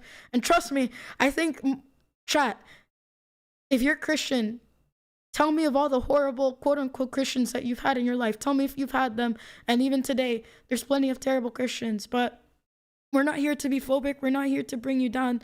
We just want you to know that the answer and the real healing that you've been looking for your whole life is through Jesus, not through anyone else, not through this medication. Um, but of course, I can't force you to, Mhm. see that. But I just want you to know that no matter how mad I might have gotten at you, Nyara, and your group of Mhm. friends, I get upset because I myself have gone through a lot of things in life, but it wasn't until I submitted over to Christ and let Him take over that I truly began to heal on the inside. And you know, there are plenty of Christians who are ex-LGBT. Even Mimiki, who's here and detransitioned, she found healing in Mhm. Christ, and it's not easy. It's not, he's gonna take this away from you tomorrow. Some people live with it for the rest of their lives, but they find peace knowing that they can reside in the Lord Jesus Christ. And so, Mhm. um, I wasn't planning on adding you today. I thought we were gonna get through it on the X space, but I would like to be someone who's there for you and listens to you if you ever need it. And I know Christians have probably left a bad taste in your mouth and the taste of, Mhm. your friends. Mhm. But I think most of us really do care about you and we want what's best for you based on, this Mhm. hard reality and harsh reality of life. And that you're not Mhm. alone in this, and that, you're welcome in my community in any time. I don't turn away people for being LGBT. Mutual respect goes a long way. But know that there is an answer for you, but you gotta truly seek it with your heart. And it's there. He's waiting for you. He has his hand out for you. But if you want to speak, I'll try to Yeah. not speak too much more. Yeah. I'll give you, I guess, my closing statement a bit, and then we can, yes, move Yeah, on from there. yeah, Um, very appreciative that we had this conversation. Of course, obviously, we're not yeah, going to agree on everything or understand one another on certain things. That's perfectly fine. I think yeah, this is really good that we had these conversations. So that's based, and you should feel awesome about that fact, and that's pretty based. Personally speaking, I guess transitioning and for the way that I view it was mm-hmm, kind of how you're viewing Christianity right now. It allowed me to breathe a second life into me and to kind of understand the world for what it mm-hmm, was. Obviously, it's not I mean, I'm not going to try to compare it to religion, of course, but like if we're speaking about medical care, I would assume that the medication and the medical studies that have been studied for over a century and have been at times burned and removed from history. I would tend to think that this form of treatment is a overall net positive for people who are trans. Obviously, there are going to be some percentage of people who aren't trans who end up taking HRT and we want information to be out there for people who aren't trans, so they don't have to go through that because it is important. Obviously, we know that the trans rate worldwide is like 1 to 2%, and the regret rate is like anywhere from like 2 to 5% of that 1% minority. So that's like 830,000 people or so who have detransitioned and stuff. And that might not be like a super significant number compared to the overall human Mm, population, but it is, of course, an important thing to think about. Obviously, people uh, shouldn't have to feel the need to transition for any type of social validation. Transitioning obviously does should Transitioning, in my opinion, does not provide much social mm, validation. Your life obviously improves taking medication and like obviously understanding yourself more, but the way that you could be treated societally is oftentimes a negative. And if you're not able to yeah. contend with the fact that other people aren't going to accept you at times, then it's going to be difficult to exist in this world as a trans person. Mm, I'm fine with people not agreeing with my life and stuff, but mm, I do want to make it clear that it is worthwhile to understand that religious institutions and government like powers and stuff have had a mostly like anti-homosexual or like trans point of view, to where like a lot of these power structures have been hostile to people like us.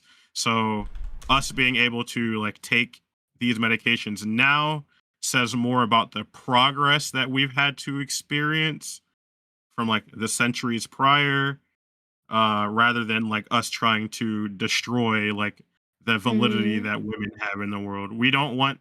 I'll say this right now, and I know I say I don't speak for every trans woman or whatever, but mm. like majority of trans people do not want to like destroy like certain aspects of like manhood and womanhood.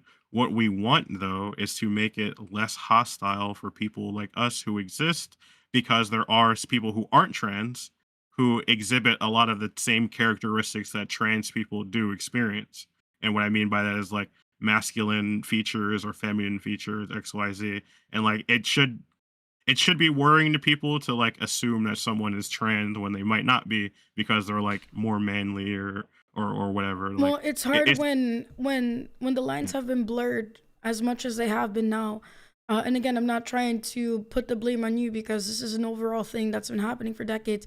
When you start to subvert things, it muddies the waters, and now nobody knows what's real or not without having hard confirmations in certain things. And that's just how it is, right? That's how we think as like humans, right?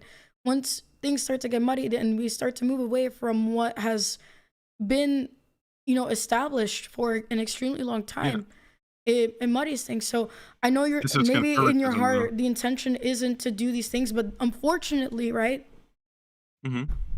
with transitioning and kind of it ends up putting that burden on society, and Yeah. society has to change to accommodate for what you guys believe. So even if you're trying, like in your heart, right, I believe you, you're not Mm-hmm. maybe you're not trying to do that, right? That's not your intention, but that's unfortunately a very real result that keeps happening. So while you may not want it to happen, that is a byproduct of this. Yeah, So I don't want to yeah, argue against the yeah. way you feel, because like I want to try to like validate the way you feel. I don't want to like I mean, ignore the way you it's feel or it's whatever. not how I I w- feel. It's just kind of it's an observation. yeah, yeah. So I can understand the observation that you're Mm, describing to me.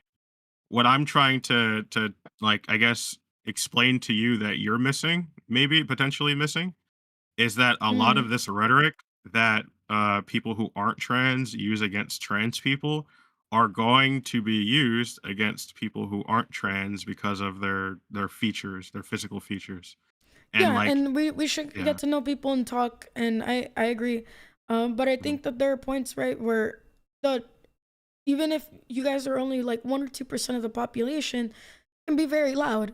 So now it's kind of put everyone on high alert, and it makes people question, and the very fabric of reality is tearing apart on a Why social do you think level. it's loud? Why do you think it's loud? Do you think it's because like homosexuals have gotten like the power to become loud now, or because like governments have decided that gay and trans issues are like really successful at distracting a lot of the issues that society are actually dealing with. I think it's probably a mix of both. I don't know which one is more. I would say like in a way like because what that I said it before with the medical stuff. Like when I was giving my closing statement, um, there is a lot of distraction. This is definitely in part a distraction, but I think also there are people who are so deep into it that they have to be loud because this is how they feel, and this is the only way Mhm. that they know, and they want to encourage other or I don't want to say I don't think encourage is the right word, but they want to start make and it's I'm not saying it's you, but there are some really loud Mhm. voices on your side that are like, okay, well if it's this, you're gonna have to be that. I don't. We didn't even talk about cracking eggs, which I don't want to talk about because Yeah. it pisses me off to like Uh, beyond belief. And I've heard trans people say it, and if I have to go on that tangent, I'm gonna lose my mind. So um, mhm. it's a lot, and I think there's a greater discussion definitely to be had. Um, I do have to like run off here because we've been here for like 3 hours, Yeah. but I Yeah. appreciate your time, Ava. Uh, again, you're welcome in my community without a doubt.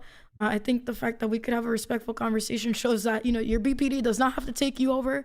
And I'll be praying for you. Mhm. And again, if I could give you a hug, I would give you a hug if you allowed me to. If we were in the same space. And if you ever need anything, feel free to reach out. I know that our differences, like when we're on Twitter, right, it's hard to capture tone. But I hope Mhm. that, listening to me today, that you got my tone. It's not one of like, I hate you or I want to destroy you. It's genuine concern and wanting you to be okay. Well, I would say that I am definitely interested in speaking to you more in the future if you'd ever be down for it. Yeah. I think it's worthwhile to have these discussions. Yeah, I definitely am fine hearing your points of view, even if I might not agree with everything. Right. I understand that we're just approaching these topics from completely different positions. So, like, yeah, I get it. I Hmm. think it's worthwhile for us to like talk more in the Yeah. future if you wanted to Absolutely. do so. Yeah, that'd be 100% cool. for sure. Absolutely. I hope you take care and you have a good night. Get some You rest too. whenever you do. Bye, Alva. Bye bye.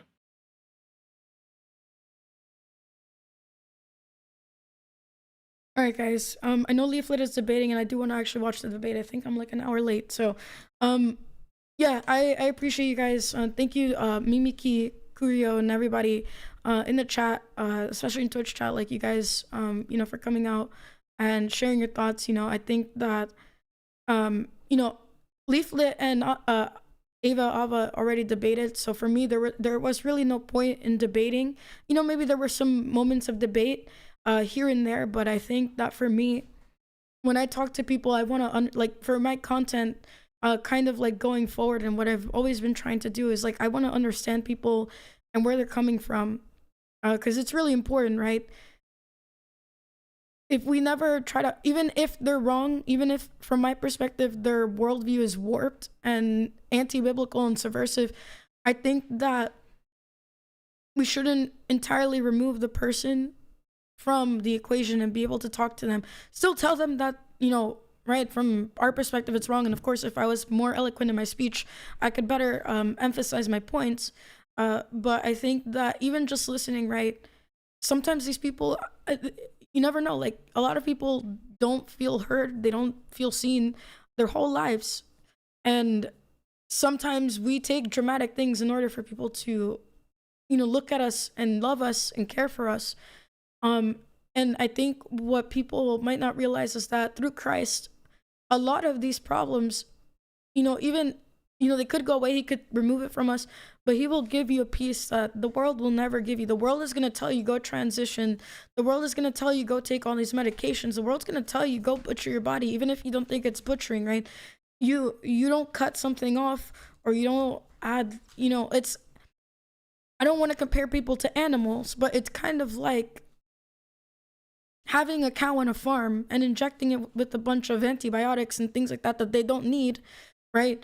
In order to change them into the thing that we want, which is food, and then butcher them and destroy them to eat them. Um, and I think a lot of, and look, again, there might be medical we would have, like, if we had a really long discussion, right, we would have to bring like evidence. But then my question would be is, who wrote this evidence? What was their intention? What was the agenda? Who are they funded by?